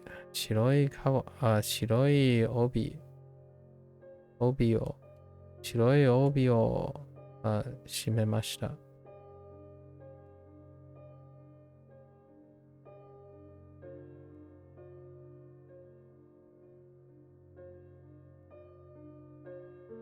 白い帯。It's going pretty well. Yesterday I lost my internet connection for 3 hours. So then I took a nap. Kind of pushed my schedule earlier today. What did we do earlier today? We looked at lots of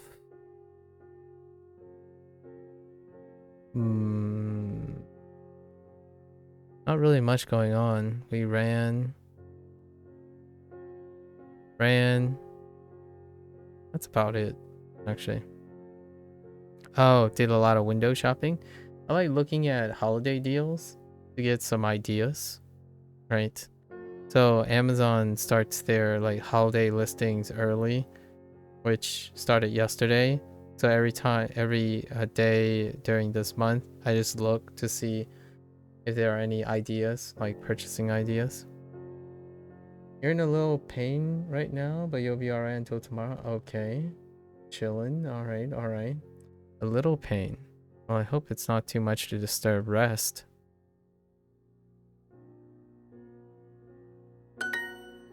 Chronic pain can really eat at one's rested state. Get well soon. 浴衣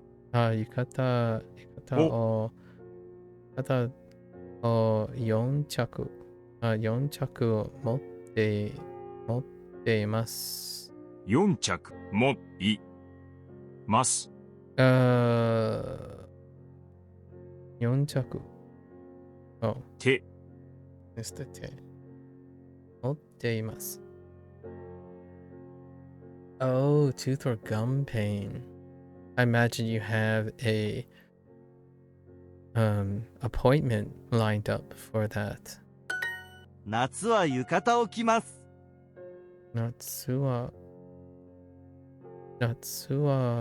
浴衣を着ます。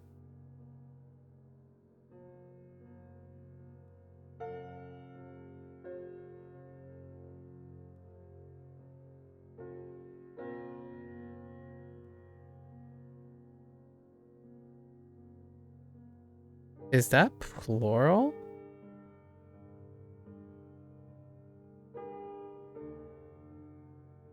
Is that plural? Or singular?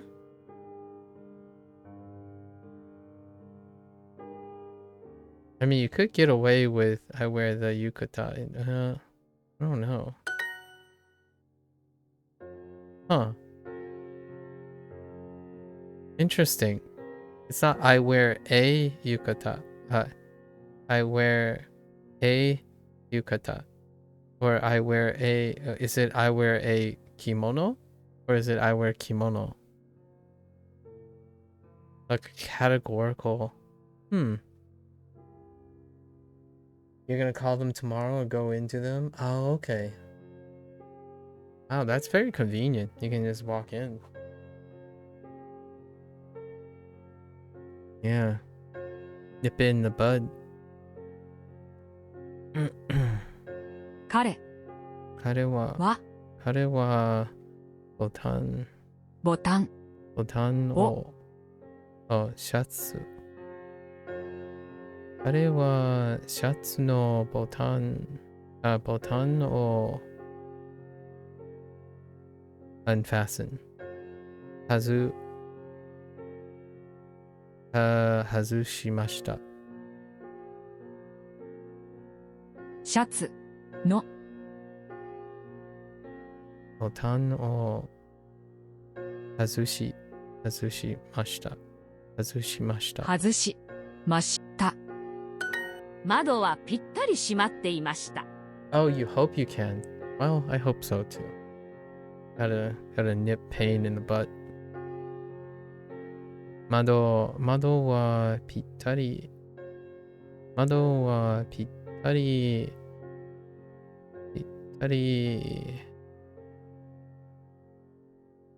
閉まっていました。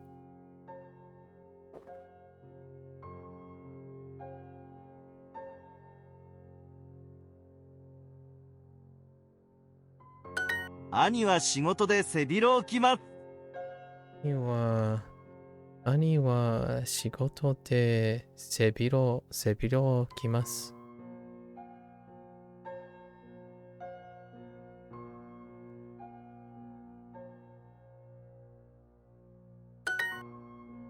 Yeah, I've been window shopping. No new ideas though. I bought a hat yesterday. However, that hat has been in the planning for a while. I bought a new indoor hat.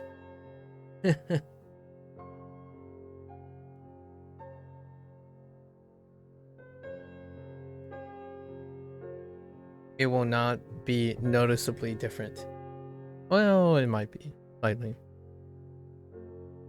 Very, very affordable, cost effective. You have a focus day or a digression day? No. We did not. I think we're not going to today, perhaps.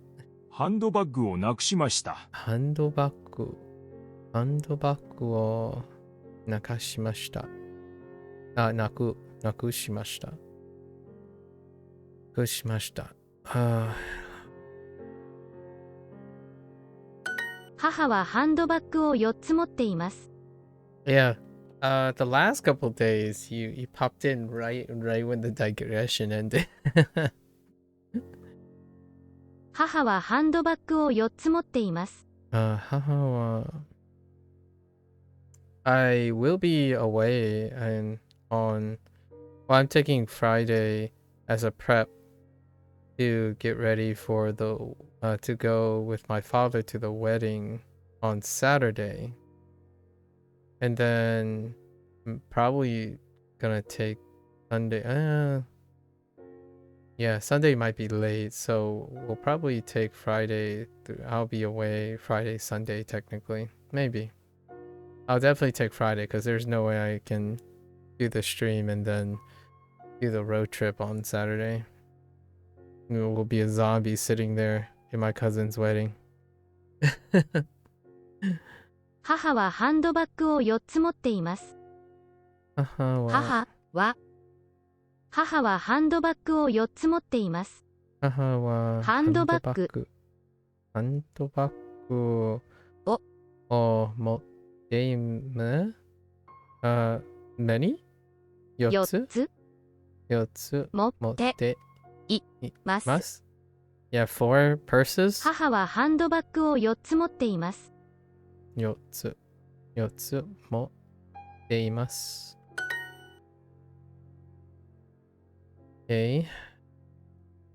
洋服。白いブラウスをください。白いブラウスをください。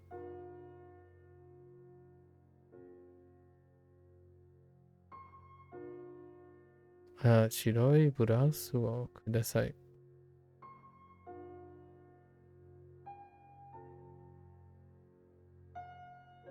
Oh, that's a cute way to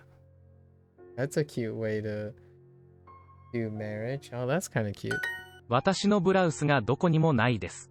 A combination of emotes. 私のブラウスがどこにもないです。私ね。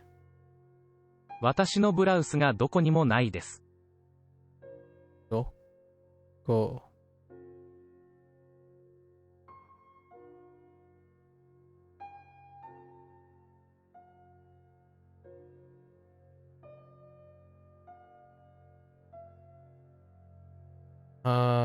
私のブラウスがどこにもないです。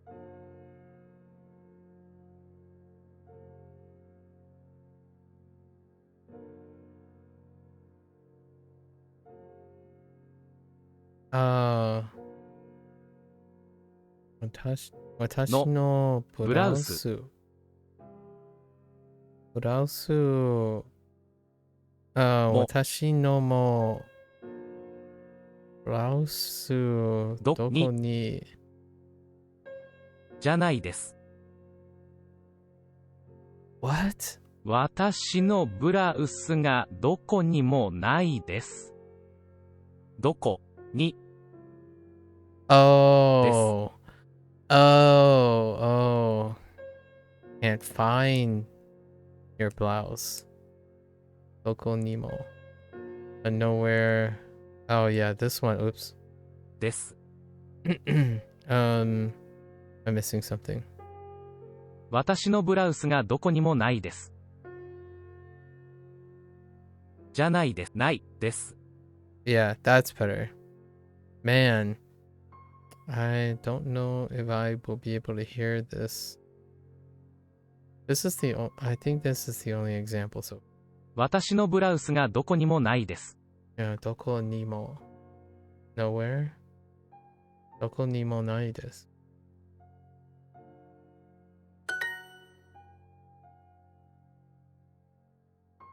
洋服は革指輪では背広Oh, wash the dress shirt ワイシャツ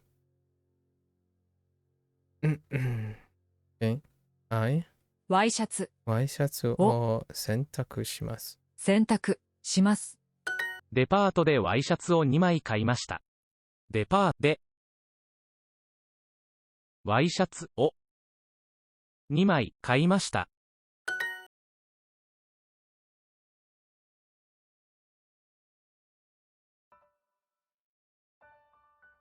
She bought two expensive purses. Yeah, I bet. 彼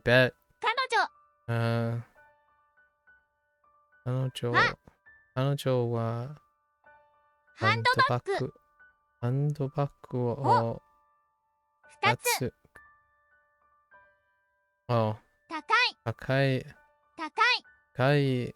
ハンドバッグを2つ買いました。冬は暖かい上着がいります。冬は暖かい上着がいります。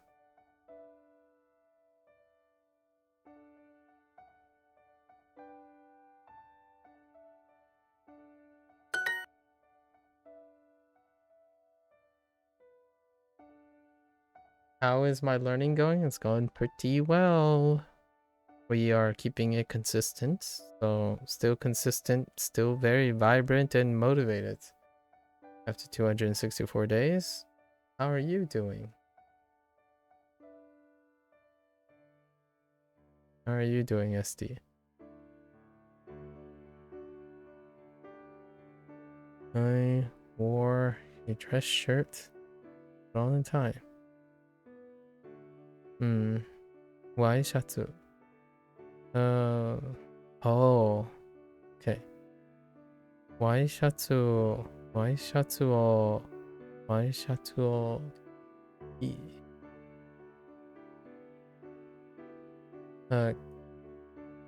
ってワイシャツを切ってネクタイを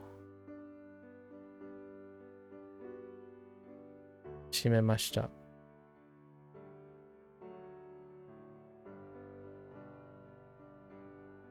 ワイシャツを着てネクタイを締めました。洋服をたくさん買いました。You're good. Just saying who's learning what on the duo category? Oh, I see. And Are you interested in language learning or are language learning as well? What is your what brings you to the duo category?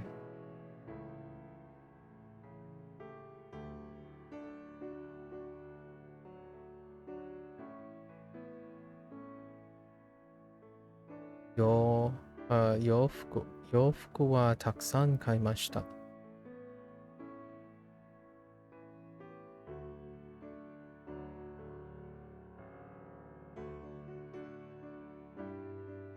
洋服。You're learning French, okay, and Darija, Moroccan Arabic, and Shohit. In indigenous North African. Oh, I see. It's like watching language learning streams. I see. Those are very exotic choices outside of French. Is your primary, well, what is your primary language? And how are you going about learning Moroccan Arabic and the African language? North African language. I imagine you have some sort of source or you live there or something. I always buy clothes from that store. この店この店って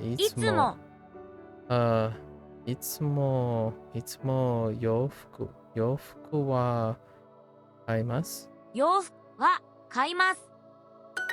そのブラウスはとても可愛いですね。そのブラウスはとても可愛いですね。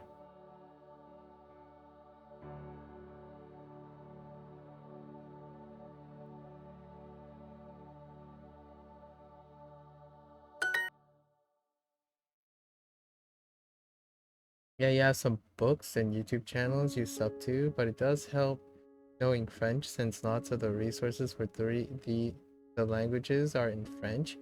Oh, interesting. You have no reason to learn them, you just heard and thought they sounded cool. Well, that's fantastic. So, hobbyist, huh? Very nice.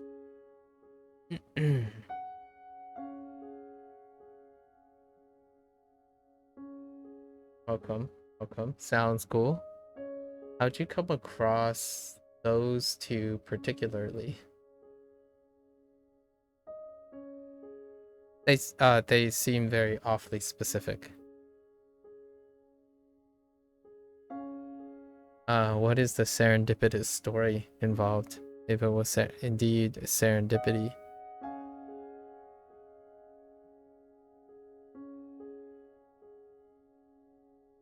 これは誰の上着ですか？ですか。え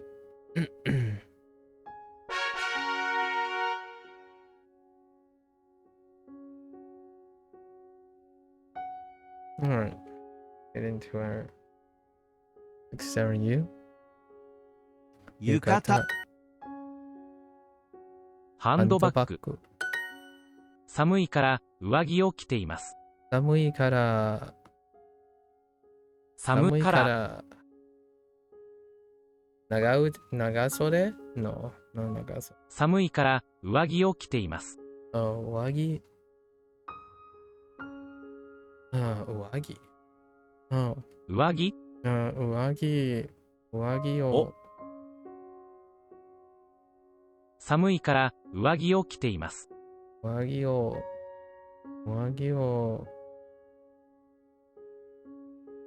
着ます。着ています。寒いから上着を着ています。着ています。choose to use 着ています。Yes. Because it's cold. You have always wanted to learn Arabic since you feel it's one of the languages lots of people learn as language learning. You guess. Interesting. And you prefer regional, uncommon dialects of languages since I think they have more flavor. I see. And you heard about Moroccan Arabic and thought Wait, this sounds sick. Plus, it has lots of influence from Spanish, French, and other indigenous North African languages, which makes it unintelligible to non-North Africans. Interesting. More flavor, as in...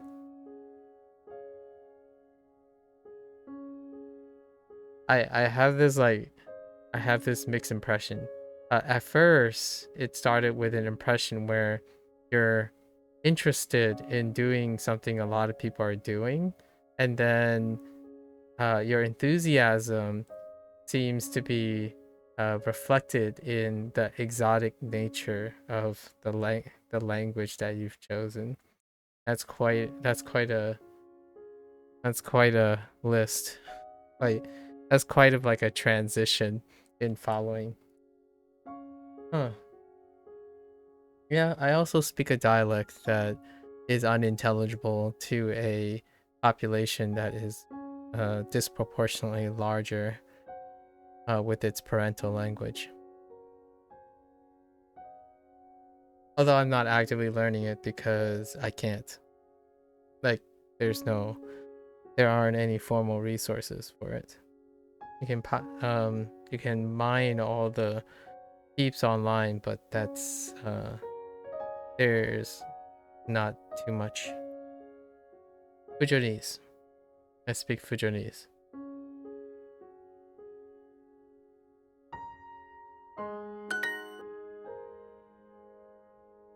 And Fujonese isn't written, so... Or you can attempt to write it, but it would be using the Mandarin system.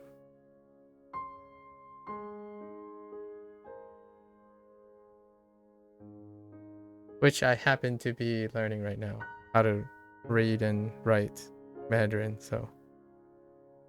You feel regional dialects usually have interesting culture and history in them that people aren't often interested in, and you like exploring those? That's fair. It seems like a lot of... So... You like regional dialects because not a lot of people are interested in them, right? And you like exploring them. Your selection for that language came from the exposure of other language learners wanting to study it. Doesn't that mean a lot of people are interested? Like, what I mean is, like, for example, Fujonese, not a lot of people are interested in it, and therefore not a lot of language learners are interested in it either, because language learners are people too, if you know what I mean. So I imagine there's a significant number of people that like the regional dialects that you're studying. And with this specific dialect looked down upon in the Arabic language learning community? That's interesting. I'm not entirely sure what the... Yeah, I'm not entirely sure what the Arabic language learning community is like. I seem like it's just... Right now, this is the first time I'm hearing that, so... Interesting. So there's a lower class. Kind of reminds me of the situation with things like a national language versus a regional language, and then like the relationship between like one of the people that I spoke with quite a long time introduced the idea of pidgin languages, or Creole, right? And Creole has this like hierarchy, like this hierarchy relationship.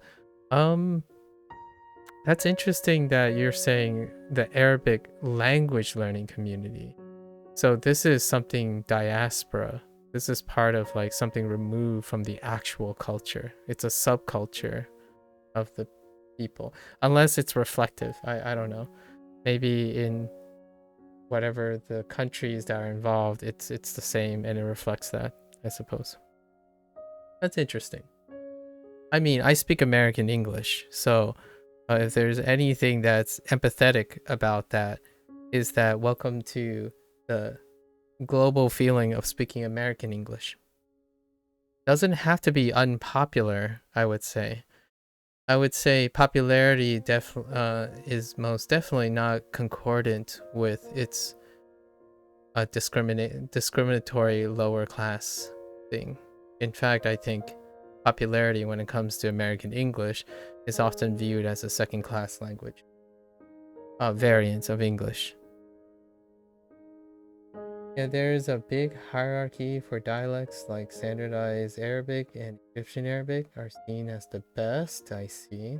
And Levantine Arabic is seen as a bit worse, and then North African Arabic. Not universal, but it's not uncommon to see people crap talk North. That's fine. Yeah, it seems like your interest in it is pretty cool. I have a hard time relating to the idea that you like rare things because they're probably hate it and they're in the minority. Yet you, if I get this right, you find them that they're more exotic or interesting. Doesn't that feel like doing the same thing to the national languages? I imagine like standardized Arabic and Egyptian Arabic is also interesting and have culture and stuff, right? I imagine someone who's interested in Arabic would, like, I'm having a hard time understanding why the Arabic language learning community, like the bigger language Arabic language learning community, even differentiates between all the Arabics as opposed to globally being interested in Arabic as a group. I don't know any Arabic, so I have no idea. I have no exposure to the subcultural context of the Arabic language learning community. I would have to say the commentary that I can make regarding Japanese is that there are subcultures of Japanese language learners that hate one another. Or not necessarily hate, but dislike strongly because of their perceptions. There are native and native only Japanese language learners. A pretty wild range. However, on the one end, you can find the whole native only kind of thing, and then you have the diaspora portrayal, which I'm probably default to the diaspora like group, I suppose, if I were to pick where I sit naturally. It's because of the mutual intelligibility between dialects and the influence language plays on their respective dialects. Like Egyptian is the most popular dialect and dominate the media. Levantine follows, but some people have unsavory things to say about people who speak these dialects. Some people. Yeah, okay. That sounds reasonable. I think that's a very popularist thing going around. You're giving me the impression of very popularist like decision making. I haven't heard that angle about Arabic language, you know. So this is the first time I'm hearing about it. That's interesting. And then the indigenous influence on Moroccan Arabic is what some people hate because some see the people as inferior. Now, here's my thought about what you have said and your decision have been said. It sounds to me like people who like the other indigenous language speak in the same way and behavior as the people who are not inferior. So what I mean by that is it sounds like from an outside perspective, there is little distinction between how the behavior is portrayed through your expression to me that they treat each other. So one is pointing fingers at elitism and the other is pointing fingers as neglect, yet they choose to portray each other as the enemy as opposed to a community. So that's kind of wild. I'm not sure how comfortable I feel about being like even on the outside of a community that is segregated largely due to like some sort of hierarchy. It's interesting though. I have no interest at the moment. I do not have an interest in the Arabic language or like the culture and whatnot behind the Arabic language. I think 2 regions of language is probably enough for a lifetime. Thank you for the share, though. Yeah, you don't really get it, and I don't like it at all, but the hate is what's gonna drive you to it, I guess? I see. Yeah.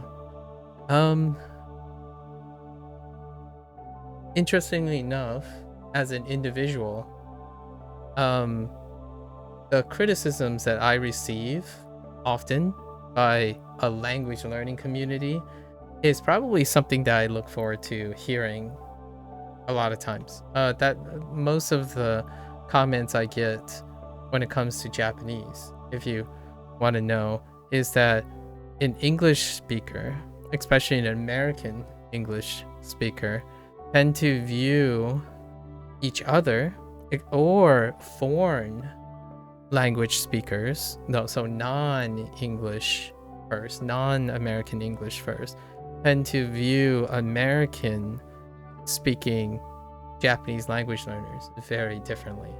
And that happens too, even when Japan itself also has this duality. Japan has you have your 2 really larger groups of accents, of dialects. You have your Kanto accent and your Kansai accent.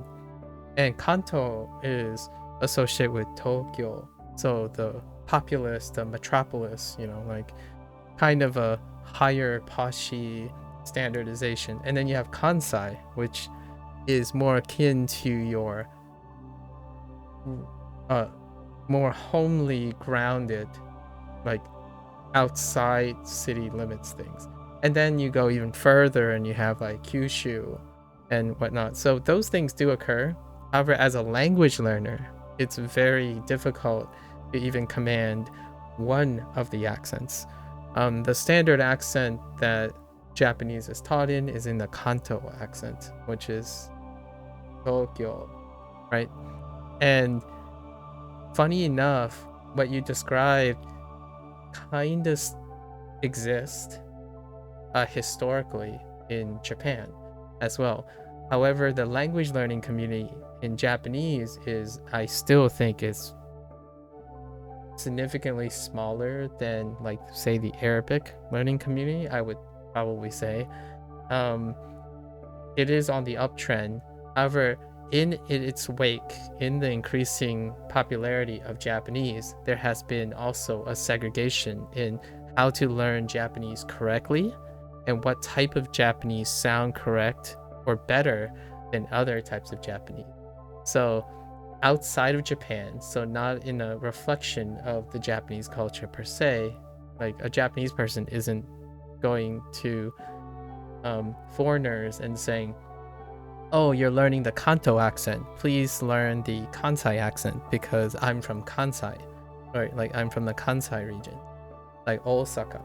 But instead, it creates a mirror of the Japanese thing where, yeah, people who say, oh, if your pitch accent doesn't sound like a native Japanese, or you don't strive to have pitch accent like a native Japanese, then you are learning Japanese wrong, and you are therefore inferior in terms of that. And that happens. That's more of the discussion amongst the Japanese language community right now. So not enough to have different dialects of Japanese being in discussion. However, internet, something about the internet culture likes to make it so that there's always right and wrong ways, better ways, more important ways, and less important ways. And I can totally feel that's the connection I have with how you're describing why, like, and I'm on the side where, well, we all want to learn a language from a specific culture and understand it, even at large. It's very disappointing, in my opinion. It's very disappointing to see that a greater community of language learners cannibalizing each other, like actively sharing animosity that doesn't have to reflect the language it comes from.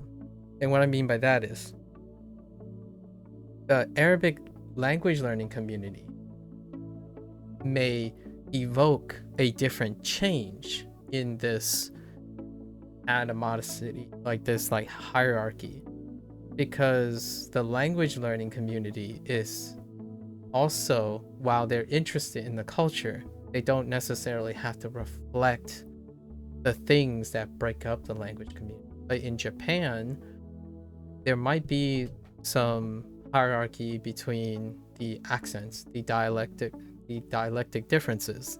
However, a language learning community is outside of Japan, right? So one could change that, or one could be different, right? Hey, you're learning the Kanto accent. So you really like how the Kanto accent sounds like. I like how Kansai accent sounds like. Let's share our ideas together, because yeah, it's interesting to learn about another culture. You don't necessarily have to obligatorily reflect it. So to me, I think what you're describing, and you're correlating it with like the African, right? The African area or the Moroccan area, it's kind of funny to me that they want to keep that. Yet they're not I imagine a lot of them aren't actually from that culture, you know? Right? Like instead they choose to reinforce the segregation and the discrimination, as opposed to coming together as a language learning community at large, which is not filled with people who live that culture. Not that I'm saying change is a must or something. I feel like sometimes I might be a little optimistic, but a language learning community coming together sounds like something that can break social barriers, right? And you being interested in the quote-unquote lesser Arabic language sounds like an attempt to try to be that way. You partly think this is because in the Arab-speaking world, people don't always have the best to say about North African. People say they practice black magic, and this has somehow seeped into the language learning community, but you don't really know. That's interesting. I want to go as far as it's interesting to end up emulating and echoing things that they don't live, at least in my opinion, unless somehow the way that's concordant is that the Arabic language learning community somehow also are composed of people who actually live under that culture. It's very very interesting to have that happen, though. I don't think already Arabic language like native speakers would select themselves into an Arabic language learning community. Possibly not.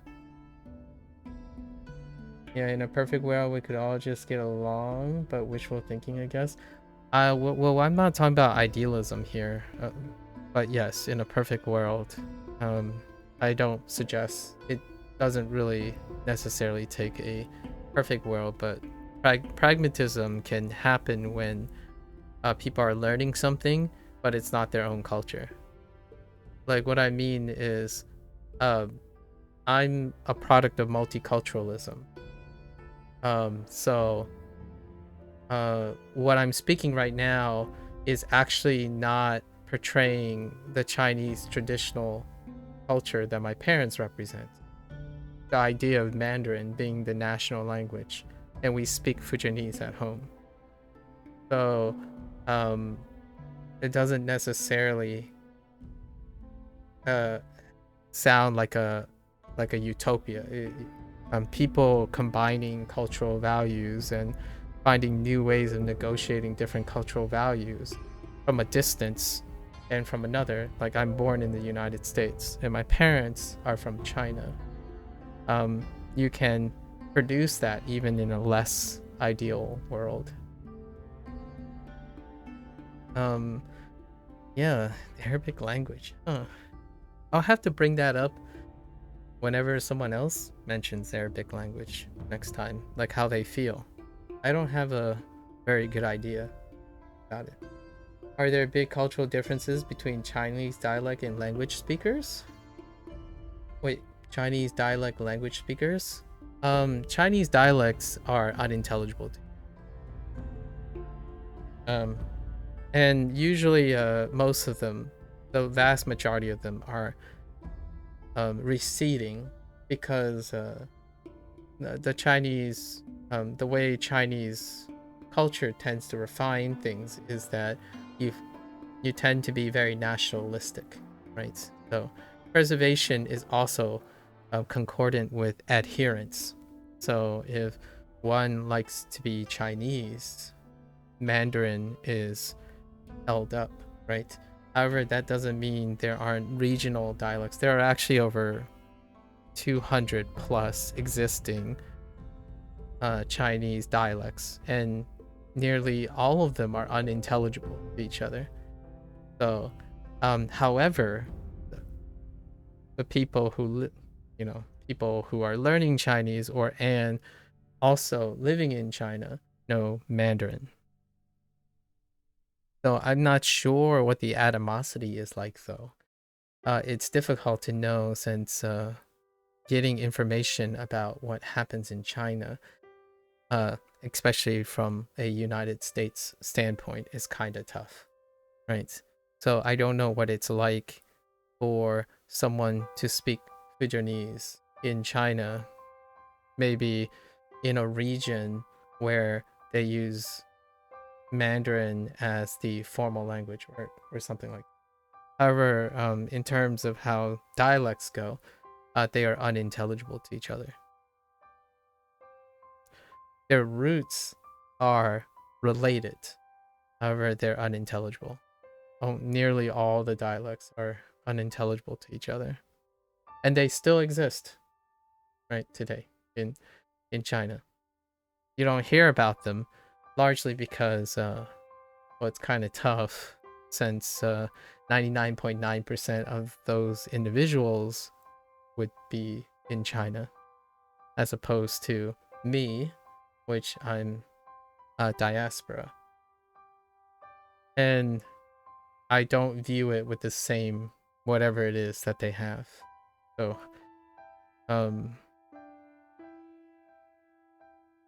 there isn't a a Chinese language learning community at large that tells you what the animosity is between the things. I think overall, my experience with the occasional Chinese language enthusiast is fairly pragmatic. As in, oh, here are all these interesting Chinese dialects. It's a shame there aren't any resources for them.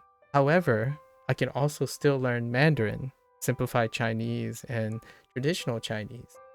And that's kind of where the story ends for the time being. It's that there is a little bit of animosity between Taiwanese and Chinese, but that is more a geopolitical thing, so we probably won't touch upon it. It's a little questionable. Okay, you imagine there aren't really diaspora wars, I guess? Not enough, I suppose. I don't really know what it's like. It doesn't necessarily, it's not very helpful since there isn't information about this stuff. You can't, it's a negative result. So because it's not reported doesn't mean it doesn't exist, kind of deal. You can kind of find this among the Hispanic diaspora. I can see that. Yeah, and especially someone who lives in the United States. Some people think they're dialect Central American, Caribbean, South American. Yeah, better than someone else. Yeah. Your Central American friends don't like Caribbean Spanish accents? Oh, interesting. The accent you have, I see. Not me, vice versa, not me with them, but just general. Oh, okay. I learned Hispanic, Central American. I learned Central American Spanish, and it's like not being reinforced. But back in the day, right? Back in the day, in high school and college, and as a person, you know, like being outside, I'm technically a foreigner learning Spanish. There, among the language learning community that I have been exposed to, there isn't a direct dislike or attack, but there is a behavior that selectively favors the variant of the language that they like. So, for example, it's more reflective of the internet culture, at least in my opinion, where it's less so about who's worse or who's bad, is about oftentimes portrayed as who's better, and it's a competition, as in, oh, I favor the thing that I like the most because I am the main character, and my main character is part of my main posse. So if the way I learn, like for example Japanese, the way I learn Japanese is because I think it's the right way to learn Japanese. So it is the best way. And I found all the algorithms that support my case. And then that creates the different groups. So like self-selection based on competition, as opposed to, I like to think this way. I like to believe it's the strive for performance that creates the animosity when it comes to like diaspora language, as in, or not even diaspora, but foreigner interest, like a language learning community, is often about which is the best, like how to do it the best, what is classiest or most interesting. Many Japanese learners learning through Ambiment. Yeah, so and Spanish was similar to me. Whenever I speak Spanish, right, or try to read Spanish and stuff, the first comment from another person is to reveal how esoteric or exotic they are. So for example, oh, you're learning Central American Spanish. Well, I know Spanish. And I'm like, okay, well, tell me a little bit about it. And when the person talks about it, it's clear that they're really interested in their variant or their accent of Spanish.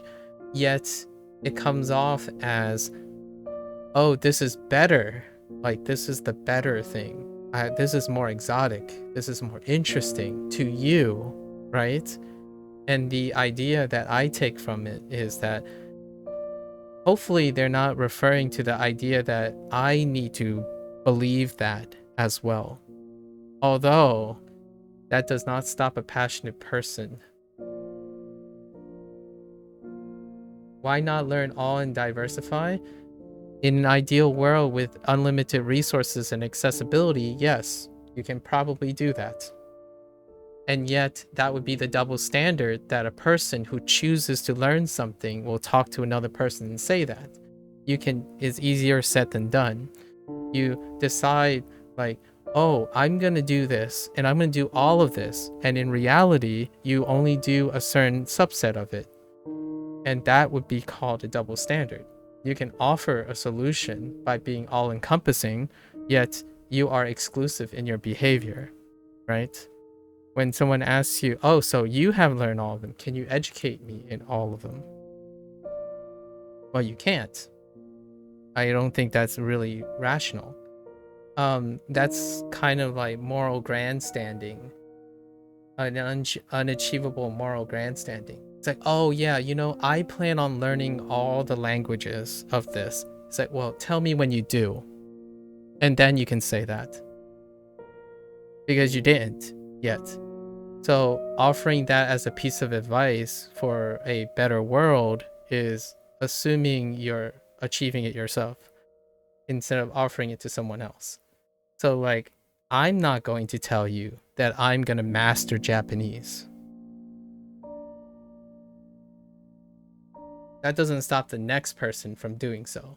Like, oh yeah, you know, I have so much time on my hands. Like, I've got like 6 accents down. So because I have 6 accents down, let me tell you how to learn Japanese correctly. Like, well, are you telling me you're guaranteeing me to reach an enlightened state that matches everything you have so that I can truly understand Japanese the way you do?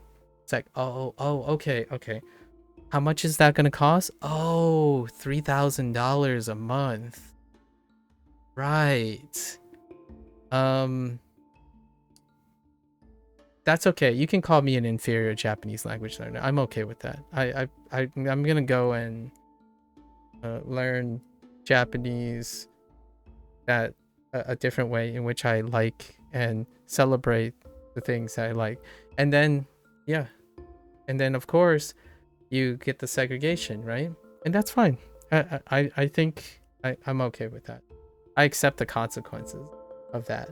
And I feel that's what the internet language learning community creates, that semblance of discrimination and segregation that ironically and coincidentally lines up with the natural state of language. National languages are most popular because there's a bigger group that enforces it, right? And larger groups tend to have the human condition would suggest that popularist opinion would suggest something superior as something many people can relate to. So you either go with the bandwagon or become a hipster. In many ways. And I guess I'm a hipster. I mean, heck, you know what? Here's a slight deep cut already. What is a hipster Japanese language learner? Right here on the screen. If you're using Duolingo to learn Japanese, you're already a hipster.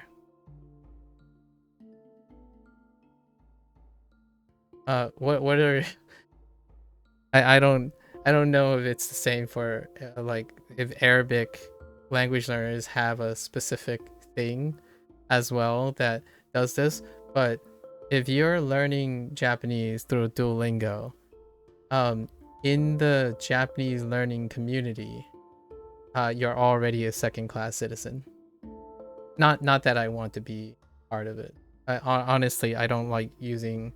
I'm not the biggest fan on using categorizations for myself, so I just choose to be an outsider. And I like people treating me as an outsider, so they explain to me their perspective over and over again, like all the other perspectives. So I'm actually not saying that I'm mad. Like, it doesn't really hurt me. I don't have any feelings. I'm not invested in any particular community. So like, I'm not invested in the sense that I need to defend the Duolingo Japanese language learning community, if there is one. How do most people study Japanese? Anki. Yeah, Anki, probably. Anki and their favorite decks, you know, from their favorite user. That's probably the first group that you'll meet. Stream Duolingo and learn Japanese, and I'm gonna say 60% of the time you'll have a comment about Anki. And then the other it also overlaps with the 60%. Of that 60%, I would say like over half of them plus another 20, maybe non-overlapping, will say like immersion. Immersion. So you have to listen to real Japanese, real people, real things, whatever that means. In my opinion, most of the time I ask, so what do you constitute as real? And they would say something like anime, moving to Japan, speaking only Japanese in like VR chat or something, only speaking to an actual Japanese speaker. So that also excludes like other language learners. One of the criteria, ironically, one of the criteria in a different group is not to be a weeb. Also, do not default to looking like someone who isn't Asian, which that actually doesn't hurt me because sometimes I look Asian enough. I think there are points where someone did criticize me for not looking, or they assumed that I was American by the way I look. So I don't think the Asian card works too well. Like appearing different sometimes isn't enough as well. So quite a lot. You actually hate the move to X language, recommend so much, like to X country. Yeah, move to the country of your target language. Like I think the more respectful way of asking is, that doesn't mean no one asks, right? People do ask, oh, would you consider moving to Japan? Like have you visited Japan? That kind of thing. That seems like a very reasonable way to approach sharing some recommendations, but that is very different. Passionate people can be passionate people, right? I think streaming all this time, I was gonna avoid a digression today, but this is a pretty interesting topic. I say this with the fondness of observation. I don't necessarily have an investment emotionally. I think the people who believe that moving to target languages country to learn, I hope they have the resources and accessibility to do so. And then those who decide they don't want to, or find ways in which they don't get harassed not doing so.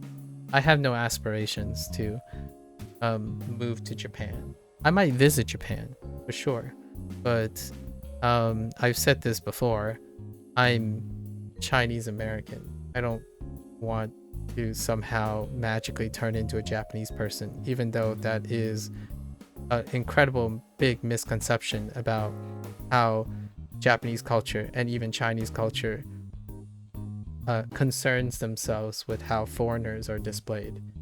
I can speak Mandarin really well. Like what I mean is, if I were to study and speak Mandarin really well, going to China doesn't make me a Chinese person. Like I want to be really direct about this when it comes to understanding the culture that you're talking about, right?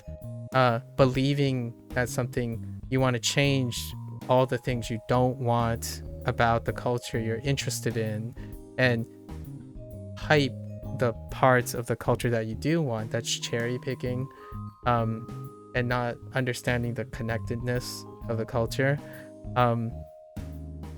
Learning Japanese to want to be considered a Japanese person is very different if you understand Japanese culture, right? And it's the same with Chinese. My parents, my own parents is fine with the fact that I'm American. So yeah, I have Chinese parents, I'm American. So You can choose to pretend like it's not important and then start forcing your idealisms on people. I tend to accept what things are, you know, the way things are, the way it is, because if there's any life that reflects the animosity between what is inferior and superior, what is popular and what's unpopular, growing up in a country as a minority will certainly give you the other side of things, the many side of things, like knowing that one can have competence in two different value systems, even if they conflict, right? For example, the main character syndrome versus the communal syndrome. If you're Chinese or Japanese, community takes hold most of the time. Like community comes first. Statistically, overwhelmingly, community comes first. The main character like thought is the internet culture, in my opinion. And lots of the time, the main character syndrome reinforces the animosity in the language learning community. It is you, the main character. So as long as you have enough support, whether you understand the target culture or not, or the language, or the people who are learning or interested, as long as you have enough influence and backing, you can become your own representation of whatever you're interested in. The language, it doesn't necessarily have to be language learning. It can be the way people run, the way people breathe, the way people eat their eggs in the morning, the way it goes on, obviously. I'm making like a bigger digression into something very related to language learning. It's interesting. I like this discussion. Probably very divisive. I think the one thing that I want to like end this digression a little bit, like wrap up this digression a little bit. The idea is, I hope that the world is big enough for all of it, and one can exercise avoidant behavior when one meets an impasse, right? So kudos to all those people who are very interested in the, I guess, rarer North African emphasized, right, Arabic language like you, and hopefully you don't cross paths too much, perhaps. Although it does reinforce the idea that everyone is trying not to understand what the other person is going through, right? Like, for example,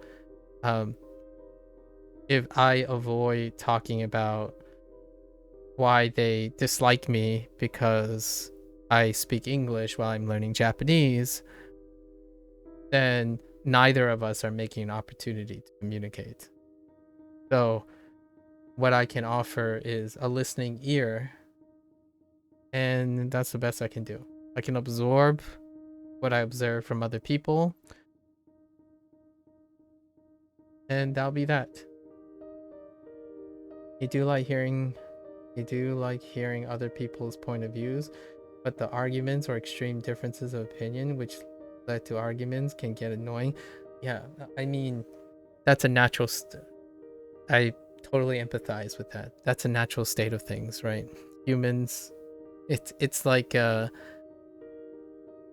would be very surprised if a human being would not find that annoying. If you know what I mean. Like, we are human, and it's very understandable and acceptable that one would get annoyed.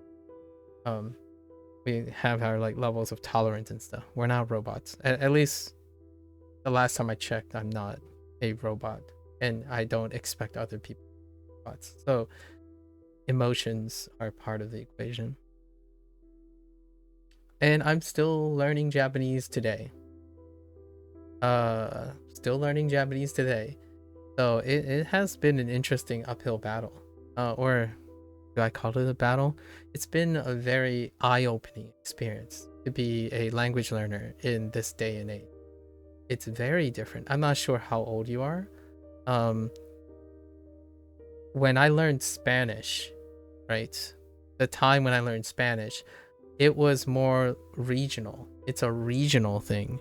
So like, it's not like you can say, oh, why not learn everything?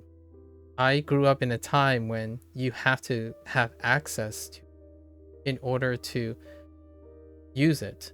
So when I asked about, oh, it's interesting that you like this dialect, right? This dialect, and I hope you find resources for it and whatnot. During my time, my age, when I first learned Spanish, Spanish represents the accessibility, right? I selected Spanish, and it was Central American Spanish because it was relevant to the people regionally around me. It's accessible. It was offered in schools. To this day, even the internet could not circumvent the idea that I cannot learn Fujianese in writing or speaking. They are not accessible. So even to this day, I have a language that is part of my upbringing that is not accessible. So knowing how that coincides with like culture and whatnot, having interest in a smaller dialect and criticizing the popular dialect or the popular thing, in my opinion, ends up reflecting poorly on the smaller group. You do not, in my opinion, one does not increase their influence a lot of times by attempting to bring down what they're competing against. At least for the internet culture. So not quite sure how that's gonna go about doing that.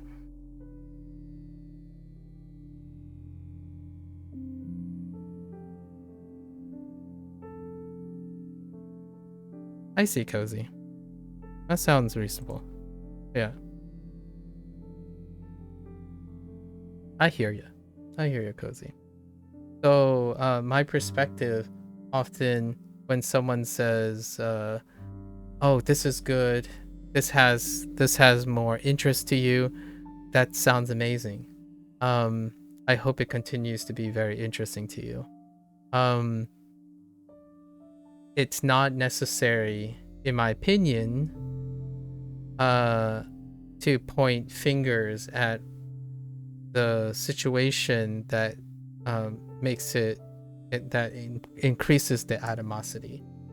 I'm not sure if that ever worked per se. I don't know a lot about. I'm not actually an avid language learner. This is the first time I've ever language learned.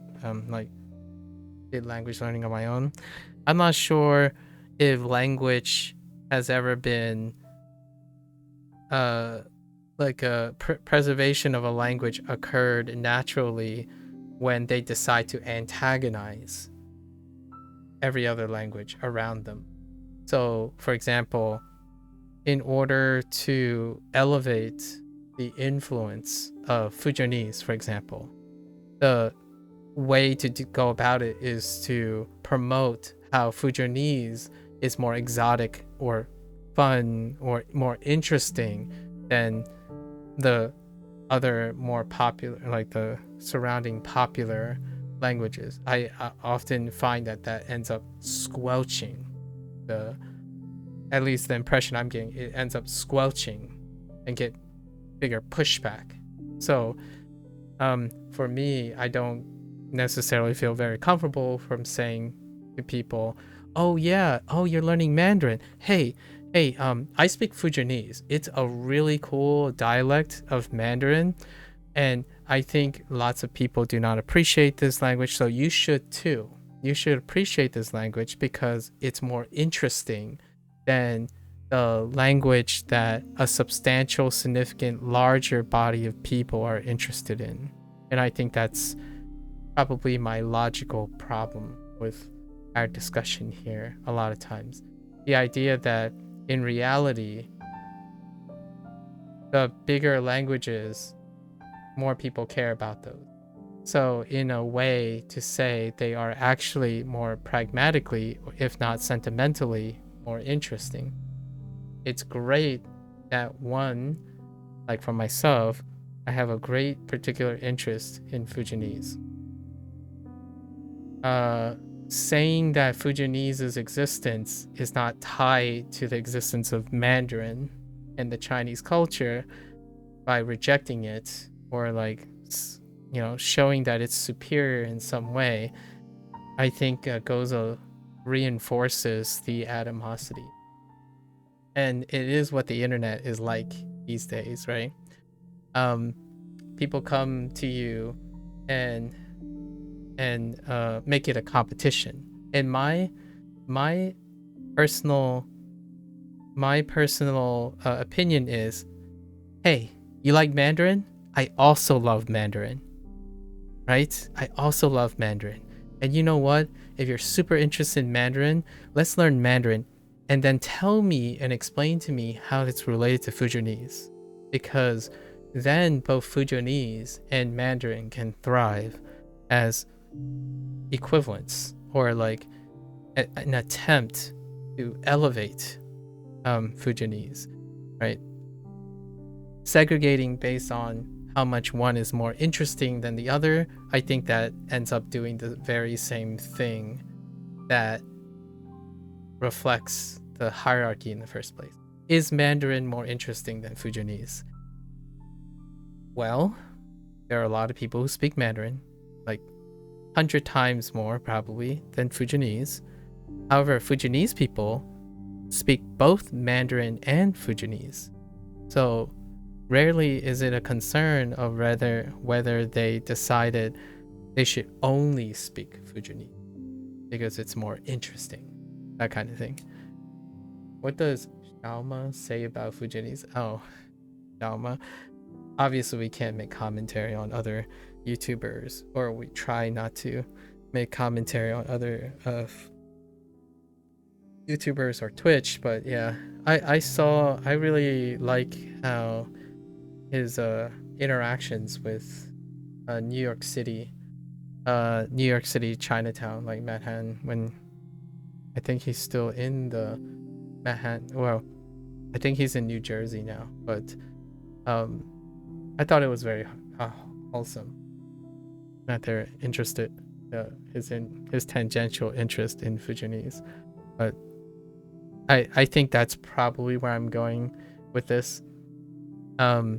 If one necessarily want to change a current status quo, acting like the status quo is a little bit it's hard for me to empathize, right?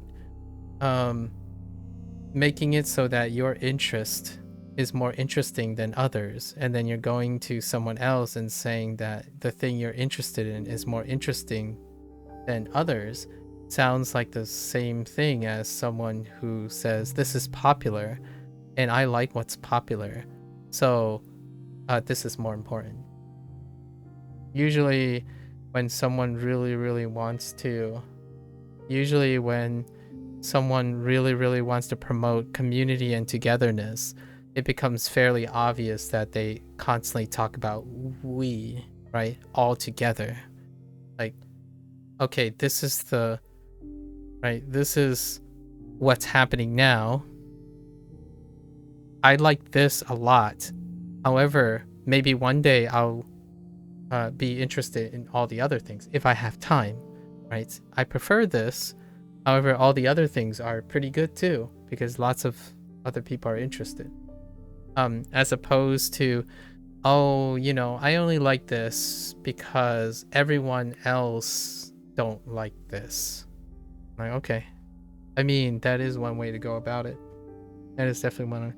I don't like Fujian, like, as an example, I don't like Fujonese because it's lesser known or something like that. And I don't think Fujonese culture is any more or less interesting than Mandarin culture, whatever that means. However, I have to concede that I won't have enough time for all those things, right? So I can't learn everything within a lifetime. I think my closing remark would be, there's so many interesting things in this day and age. Language is a beautiful discipline to have an insurmountable, indefinite amount of interest. And what is disappointing is the idea that people are aggressively marketing for what your time is worth to you. Yeah, and not enough time. Yeah, exactly. So everything is interesting. Talking about this stuff is interesting. Does it make people hate each other less? Probably not.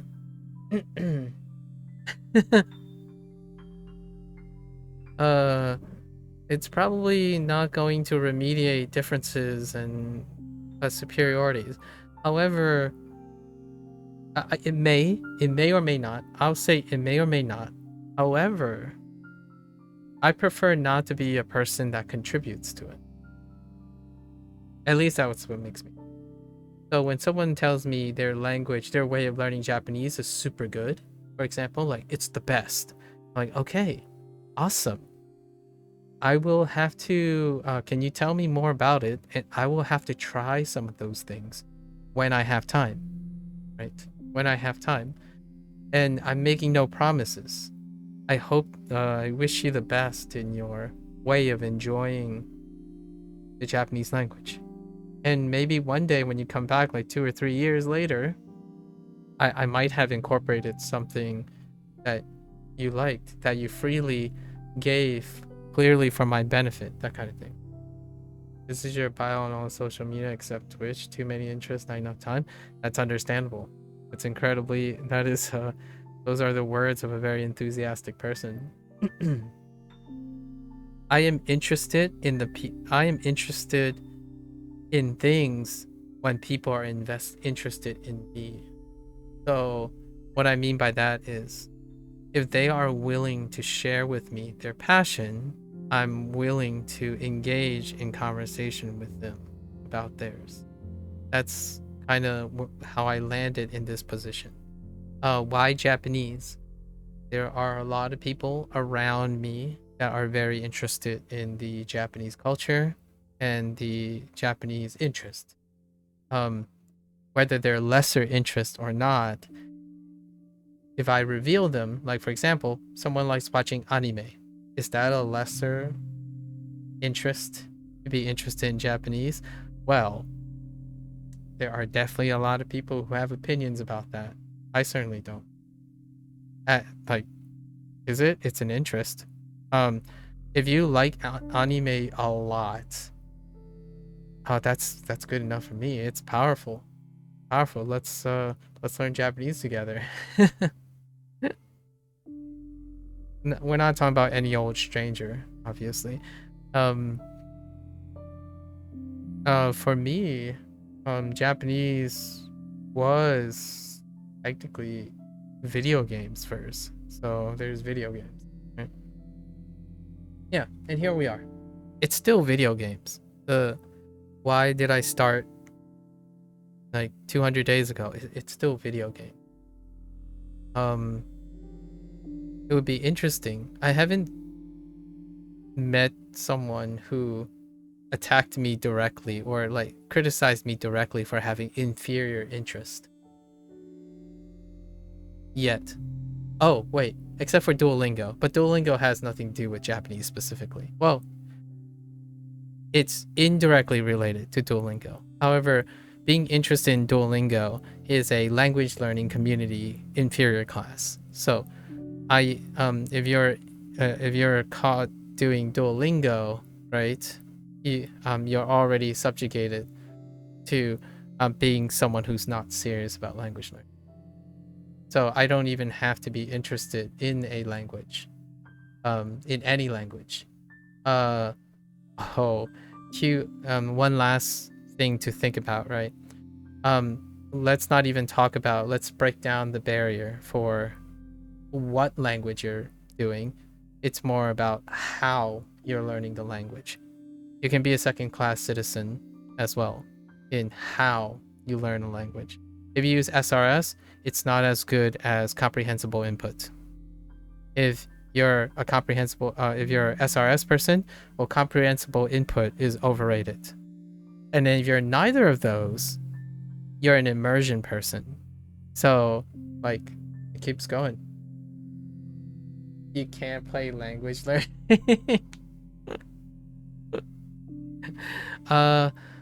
The closest thing I have to Duolingo is someone said, Duolingo doesn't teach you a language, and if you ever want to be fluent, like real fluent, Duolingo fluency, being fluent in Duolingo doesn't make you competent in any way in a language. That's probably the most aggressive direct comment that I had made. Actually, they said Duolingo only makes you Duolingo fluent, and I'm like, oh yeah, I mean, that's fairly reasonable. If they said that in a less derogatory way, I would have been okay with it. Like, what I mean is, I'm not disagreeing with them. Like, I actually think whatever you learn in Duolingo is, you're probably going to be good at whatever you learn in Duolingo. Like, that's fine. The difference here is that person wanted to make you feel inferior, right? The intent is to cheapen your effort, not there's a very different person, like a very different person came up to me and say, oh hey, there are these resources that does things that Duolingo don't do. That's a really great point. I will have to consider using those resources, right? Because there are things Duolingo don't do. Yeah, you still learn a lot of the language. Yeah, you still learn something about the language, right? There are to a point where someone who thinks that being kind is suggesting that the thing you're doing, you learn nothing from it.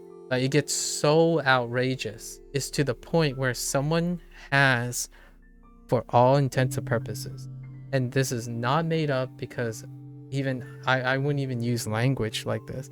Someone said to me, Duolingo doesn't teach you anything. In fact, it can make you worse at a language that you don't know. Like, so you're saying the time I spent on Duolingo, I would get worse at a language. Like, that's how I felt the first time when someone said that, where they said, wait, how can you learn? Are you saying, like, if I learn Japanese a different way and then I use Duolingo, I get worse, like I lose stuff? Like, how do I actively unlearn things or get worse at a language that I don't even know yet?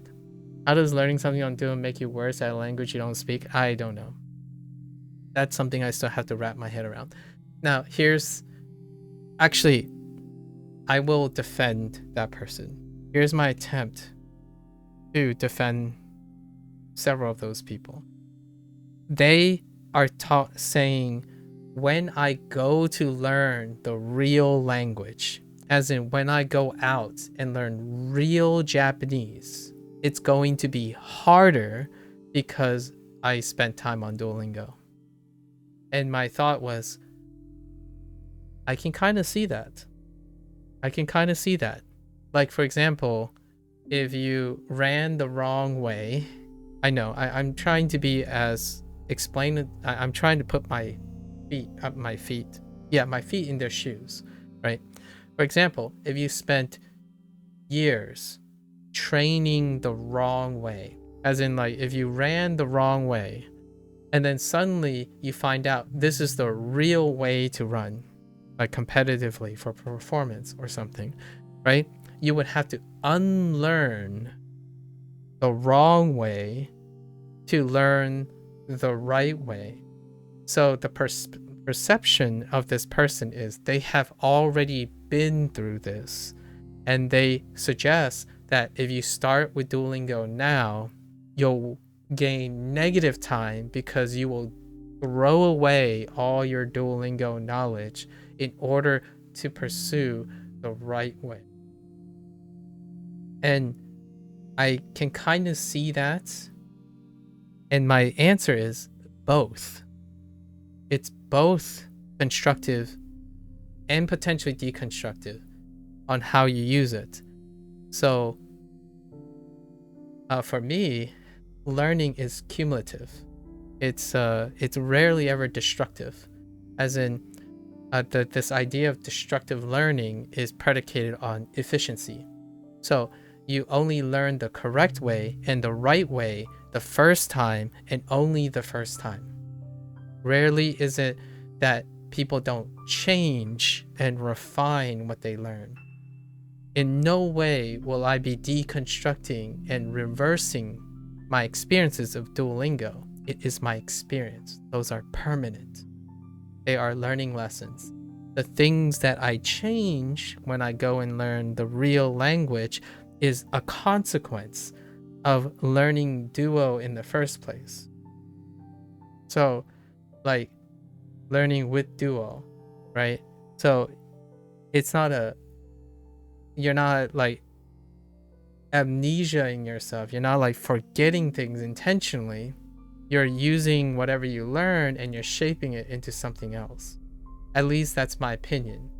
I totally understand how it would feel like it's negative progress if you treat learning something a specific way and then telling yourself you have to unlearn it. So that's fine. Like, that's my best way of explaining how someone can be so dramatically negative that what they're anticipating is that that person will go on to do something else that is destructive to what Duolingo is teaching. That's understandable. I think that is my most reasonable defense for those type of people, right? If you don't learn it the right way, then you're only going to waste your time later down the road. My rebuttal to that is, if you don't show up, it doesn't matter how efficient the right way is, or down the road, you never get down the road. That's my rebuttal. So while someone doesn't focus on that, because someone who already made it, right? Someone who's already far down the road is like, oh, I'm already down the road, right? So it's not important. My assumption, and no fault to their own, they're used to being surrounded by people who are already made it. Like, this person's like 6 or 7 years down the road, right? And they're like, oh, you know, you'll regret it 4 years later. And I'm like, so you're telling me that I should switch to whatever you're saying so that I would quit in 1 year? Oh, yes, I'll do that. That is the difference between, and that's a human condition, in my opinion. And I have the same problem. Everyone has the same, quote unquote, human condition. When you're so far removed from where you started, it's very difficult to understand what led you to your position now. As in, it is harder and harder for you to remember what it's like to start. So I get this a lot, where some people are like, oh, wait, first you have to do this, you have to do this, you have to do this and this, and oh yeah, don't forget to do this. And immediately I'm thinking to myself, if someone actually in their beginning state listened to all the things you're telling them to do and have a trust me bro situation, how often is it that those people don't even get to where you are before they quit? Like they just don't show up, right? Oh yeah, hey guys, if you take my course, you'll learn in X amount of months or X amount of sessions or X amount of days. All right? Trust me. And you know, they go through it. Chances or not, in my opinion, the vast majority of people will be disappointed.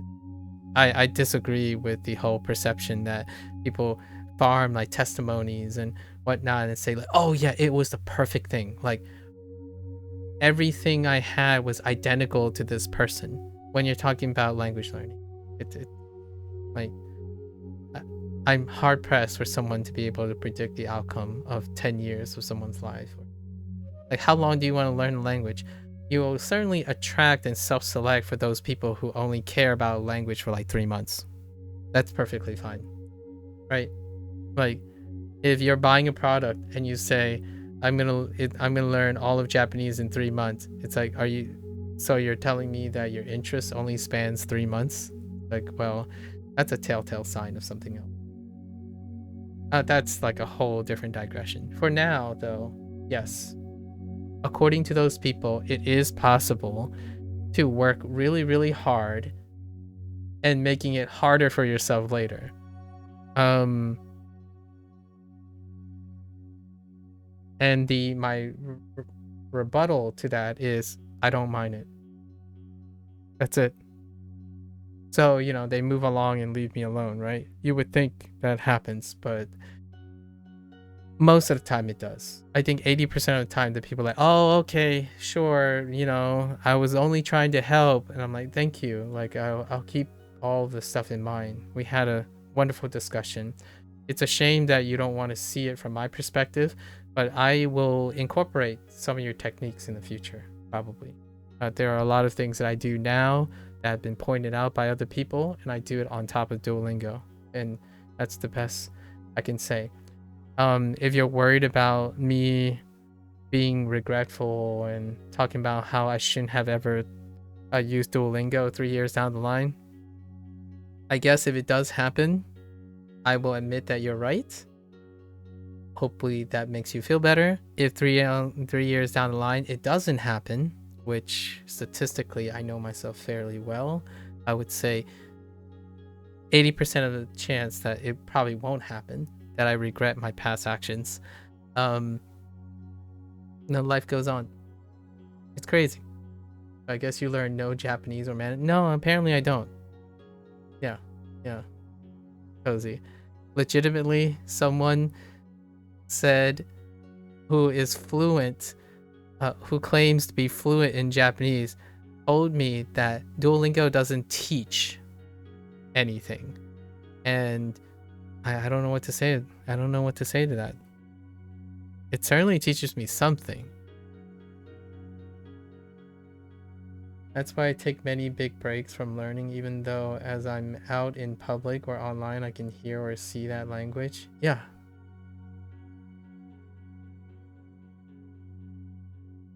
It comes back to the whole Arabic thing, though. Like what SD shared. The idea is, I'm not going to tell you what the better or best thing that you should do. I'm going to ask you, are you interested in diversifying? Right? Because I don't need to convince you something is better or best if you think it's true. You are trying to get the person to diversify and have them determine or discover if it's better or best or what have you. So your methods and your influence speaks for itself if you think it's true, in my opinion, right? In my opinion. So if someone comes at me and tries really, really hard to trust me, bro, I'm gonna push back harder. It's so much harder to be convinced by someone who's throwing buzzwords and constantly attacking me as a person for my decision making and my ignorance to want to do anything that person says. Oh yeah, back to Japanese. Are there big differences between two dialects you were talking about? Not enough to be unintelligible to each other.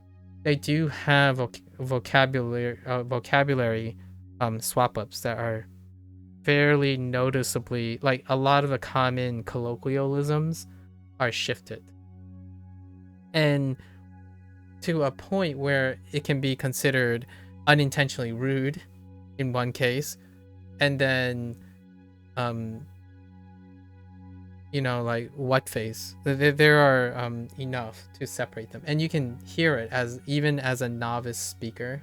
Like for me, I didn't know any Japanese, and I could tell the difference between Kansai and Kanto after playing video games of all things, right?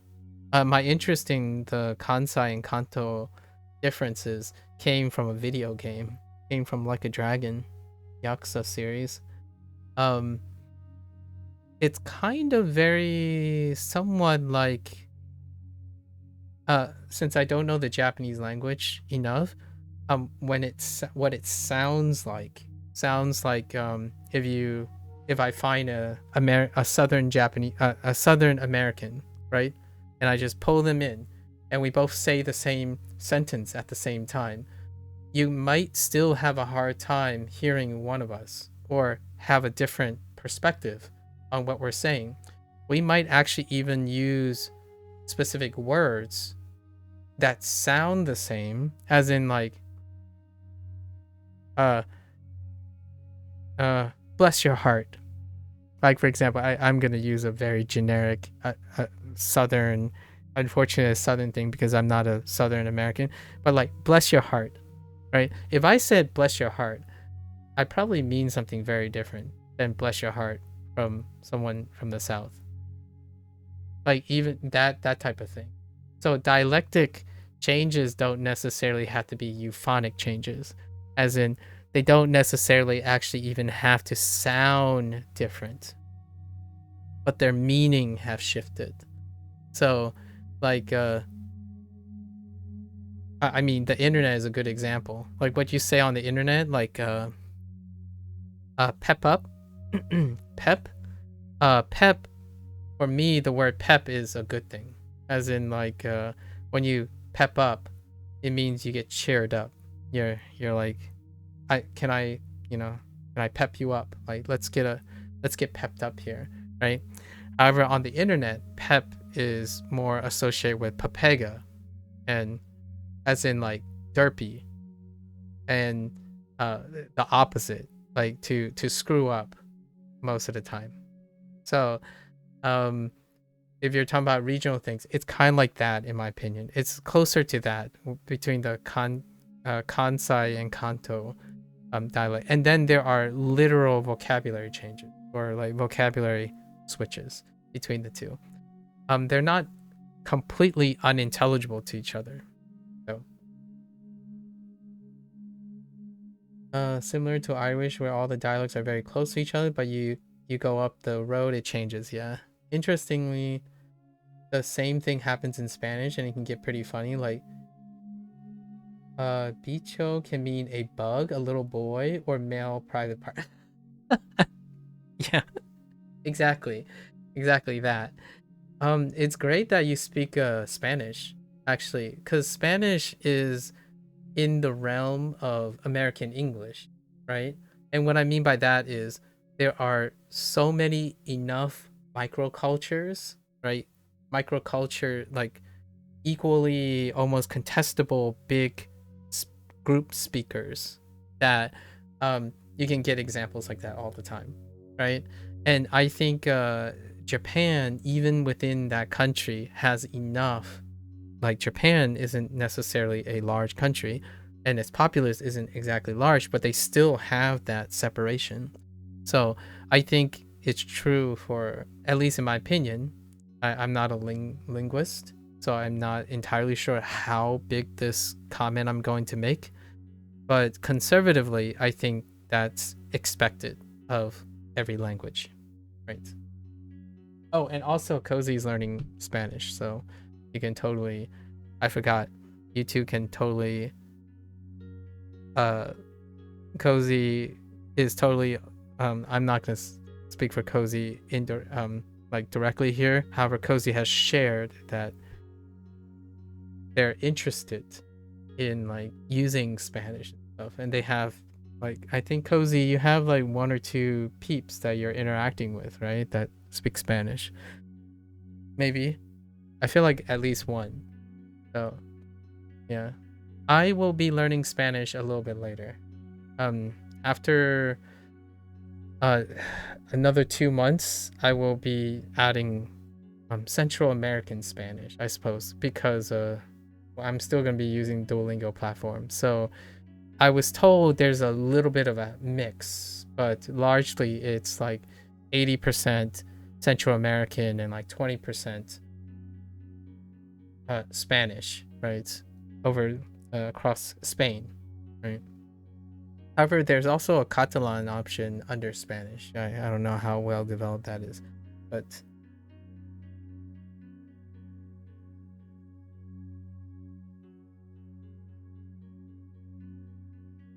yeah.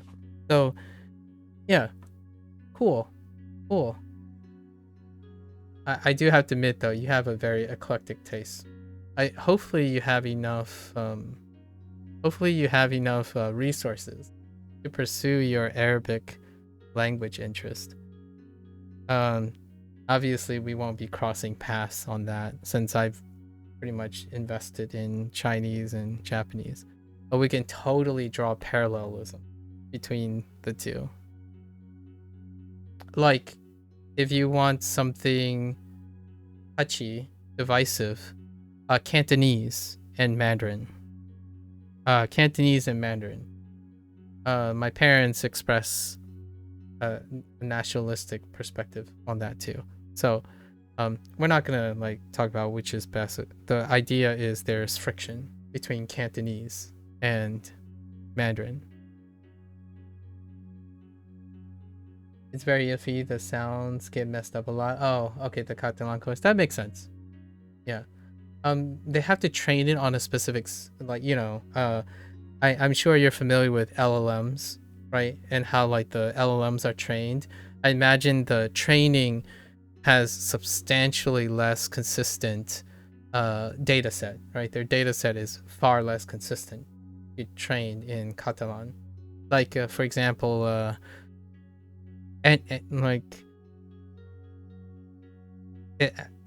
they need a sample set, basically their data set. I'm not sure how big the data set, Catalan, like that regional dialect, how big of a data set you have compared to like Central American, like it has to be on another order of magnitude smaller, right? Data sets are required to train LLMs that they use. They use artificial, right? It goes without saying, Duolingo uses machine generated speech. So the data set has to be accessible.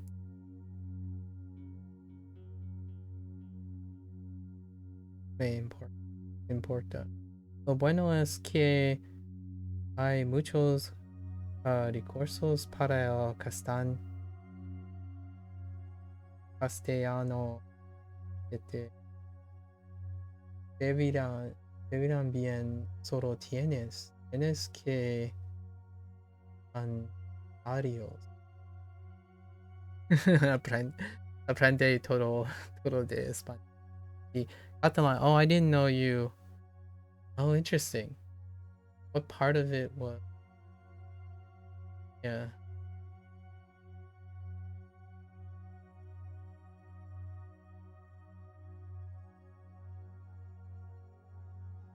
Huh. I didn't realize you know that much Catalan stuff, Cozy. Already. Weren't you interested? I thought you might have been interested in a different, at first, a different accent or regional accent.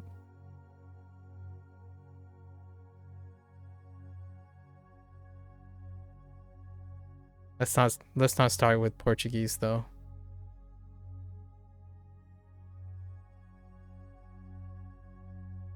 Can't tell you how many times someone tell me.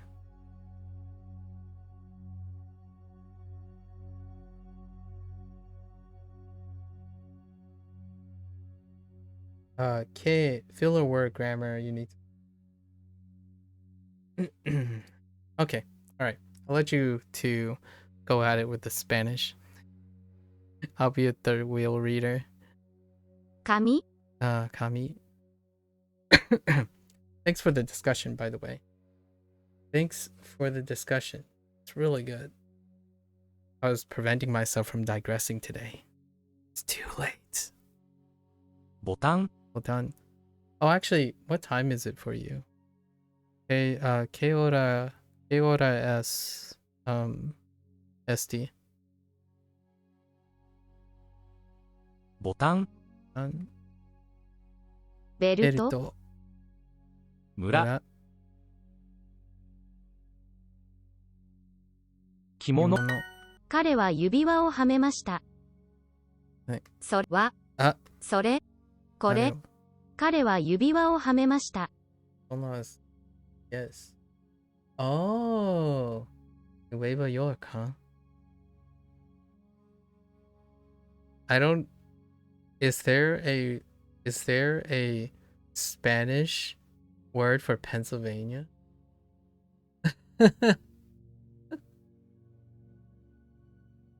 The reason why I ask is because in Chinese there is. Like they break out what a vania is and like a location is, and then they don't say Pennsylvania. So I actually haven't ever considered if Spanish substitutes. Pennsylvania. Oh, okay.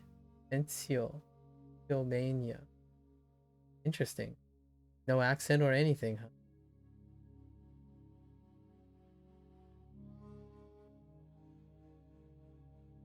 彼は指輪をはめました。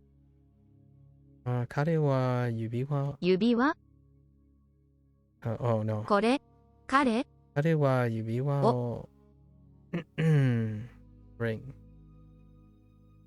はめました。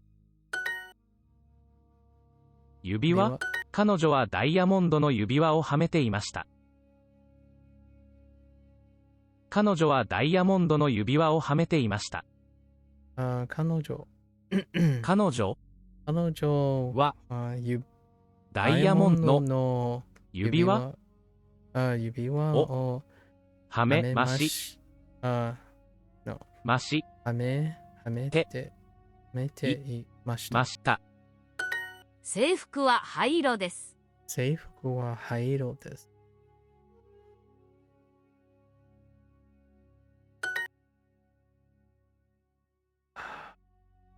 ポケット図書館川箱廊下そのブラウスはとても可愛いですね。そのブラウスはとても可愛いですね。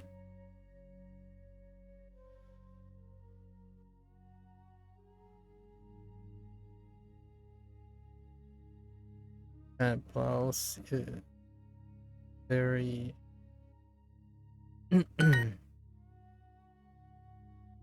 バター箱図書館ベルトポケットポケットこのコート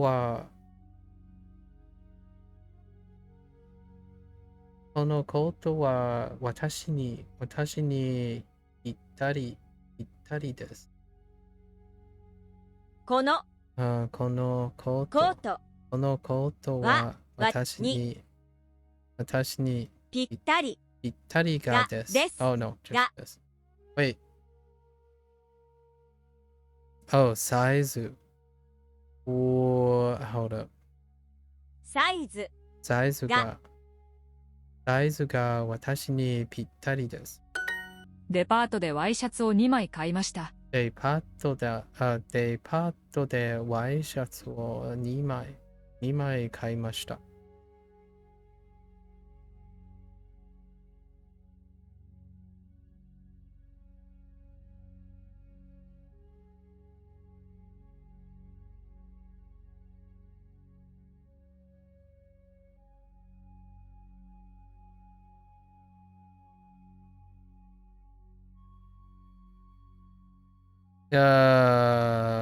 ね。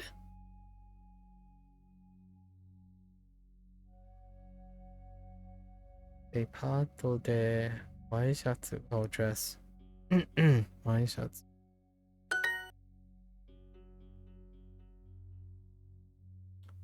I want a yellow long sleeve shirt. 黄色い。黄色い。黄色い。黄色いの。黄色いの。長袖シャツ。シャツが欲しいです。長袖シャツが欲しいです。です。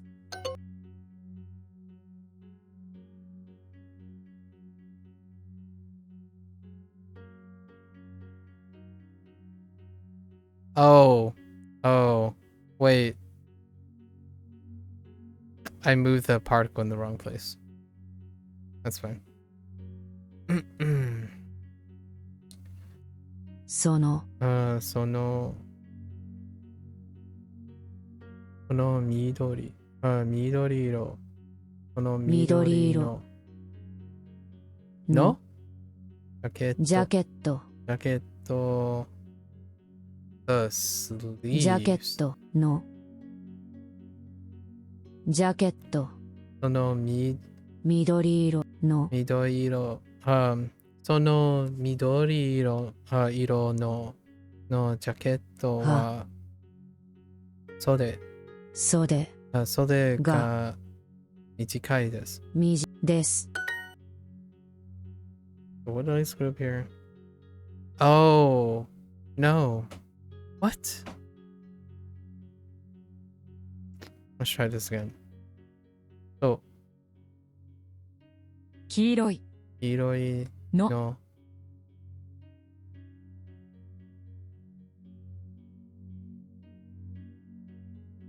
長袖パスポート。パスポート。Oh, wait. Did I? Oh, I'm a. シャツ I don't want to talk about it. I'm pretty sure I clicked on passport, even though I was looking at jacket. I'm just kidding. です。No? Oh no, I didn't make that error, huh? Oh really? So Midori does not need a no.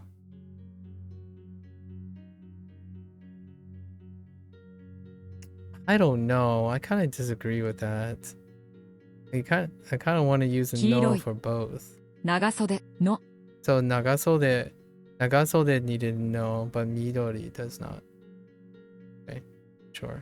シャツがです。Fine.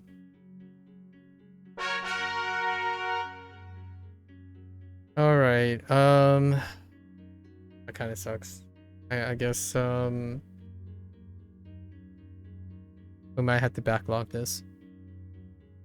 Yeah, we might have to backlog this. 携帯 Hitai. I don't think I'm gonna be smart. We'll move on to Chinese for the day. 携帯携帯携帯携帯携帯 Yeah, we'll put this on the back burner. Right. 携帯携帯携帯携帯携帯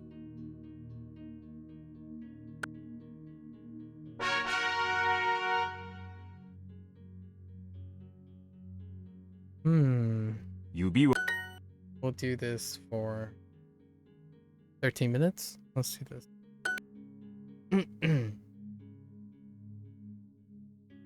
指輪指輪指輪指輪指輪指輪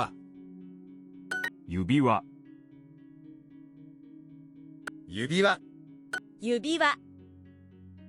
輪指輪指輪 指輪 Pen? Hello? Pen?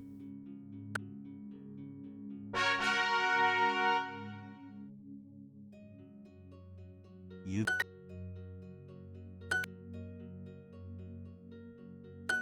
指輪指輪は指輪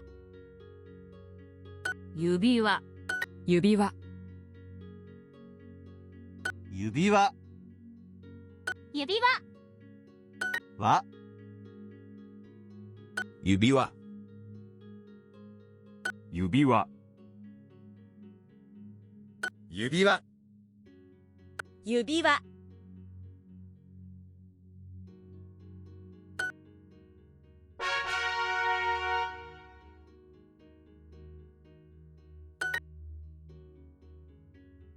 携帯 right 携帯携帯携帯携帯携帯携帯携帯携帯携帯携帯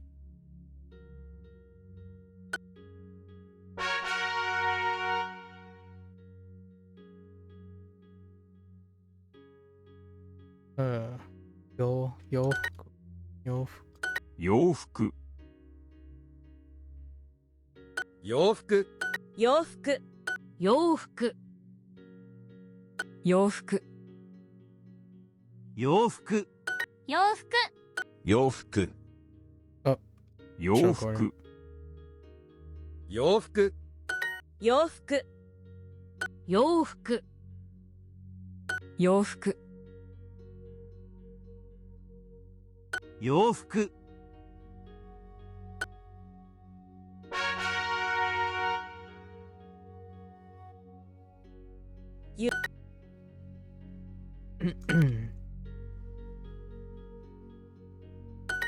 指輪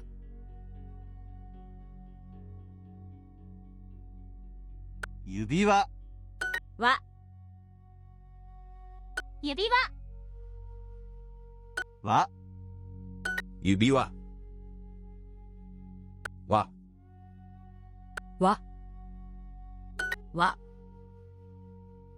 指輪 chocolate は指輪は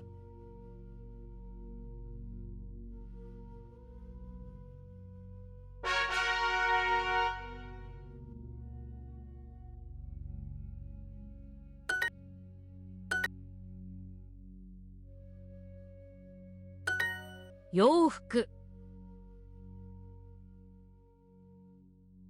洋服洋服洋服洋服洋服洋服洋服洋服洋服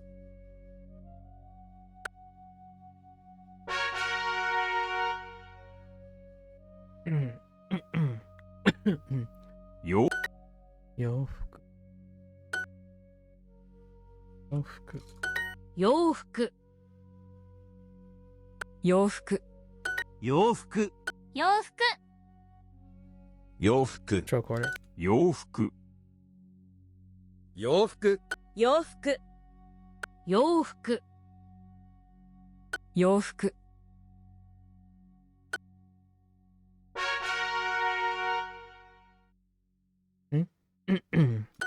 洋服 Oh, typo. 洋服洋服洋服洋服洋服、洋服、洋服、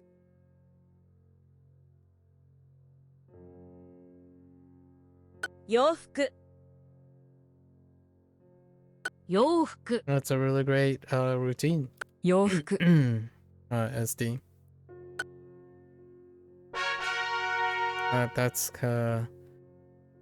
what you're saying is I tend to do that for output practice, which is whenever I'm not streaming. 洋服、 No.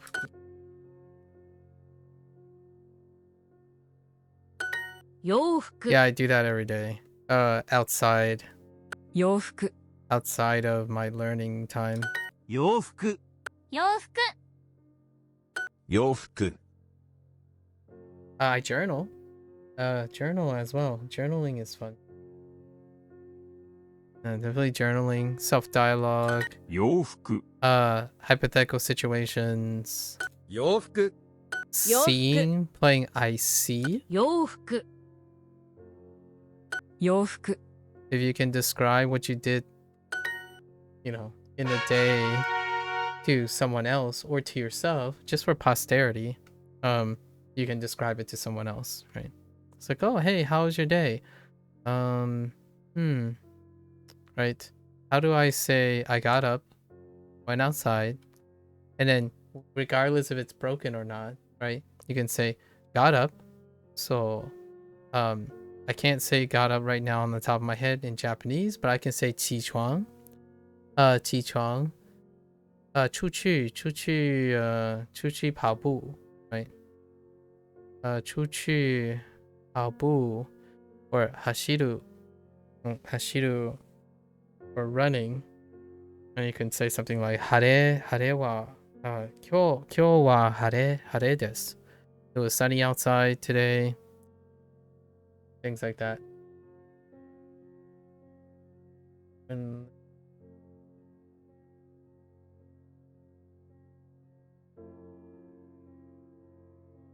yeah, you use LLMs?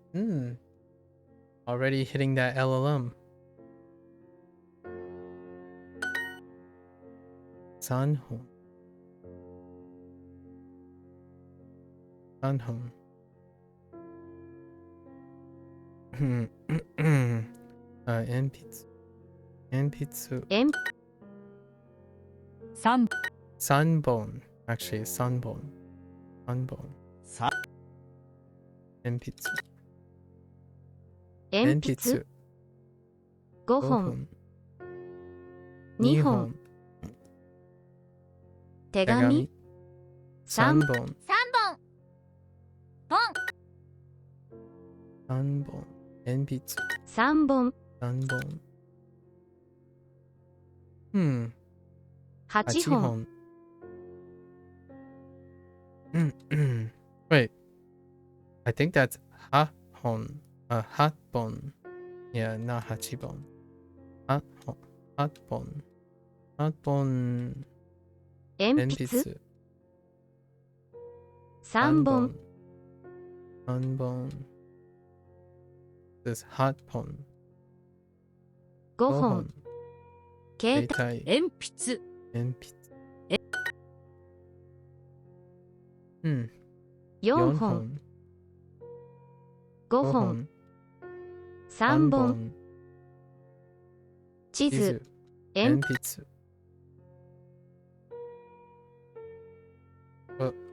3本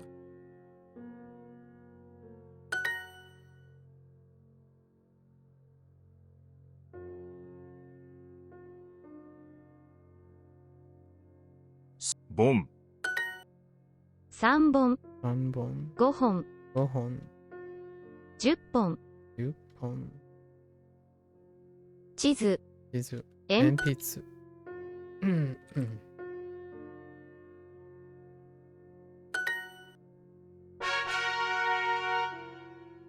Okay. 3 more minutes. Yeah, we can do that. The day before yesterday. Oh.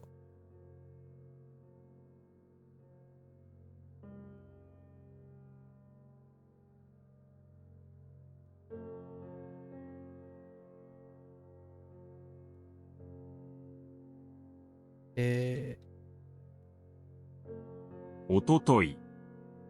Ototoi. Dang. Ototoi. 一度 Ichido. Ototoi. I was thinking of the day after. Ototoi.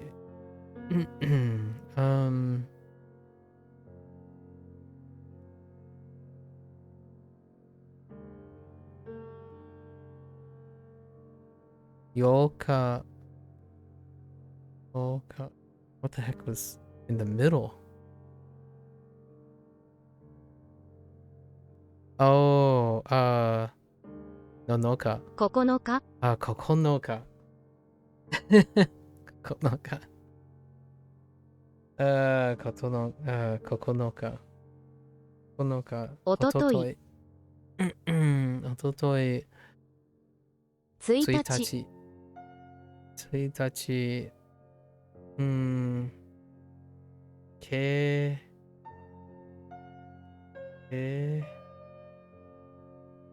経過経過平日 Oh, 平日. Oh no. I don't remember these too often. 平日.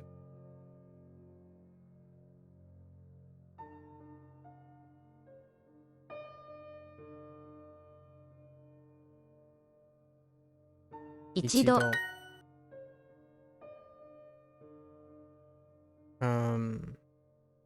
Ichido.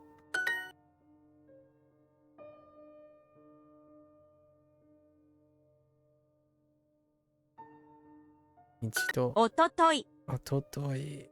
おととい。おととい。一度。一度。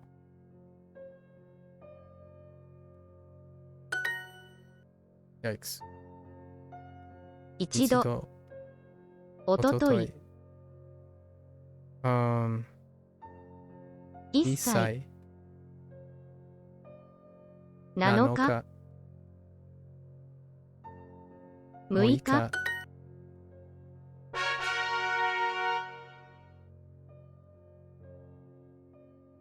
3着。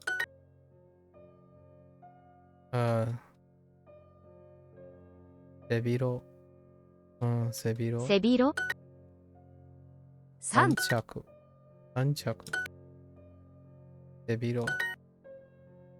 3着。茶碗。時計。Oh, 時計。I was gonna say 会社。That's not 会社。時計。時計。石鹸。背広。3着。3着。背広。3着。3着。浴衣。浴衣。背広。財布。I could add 財布。That was. 携帯。3着。背広。背広。3着。背広。靴下。携帯。電気。1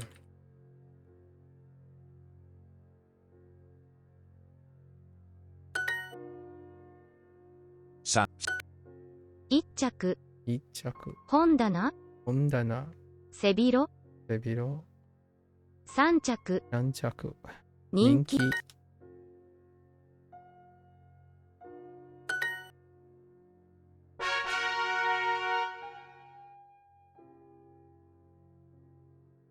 All right. I think that's pretty good.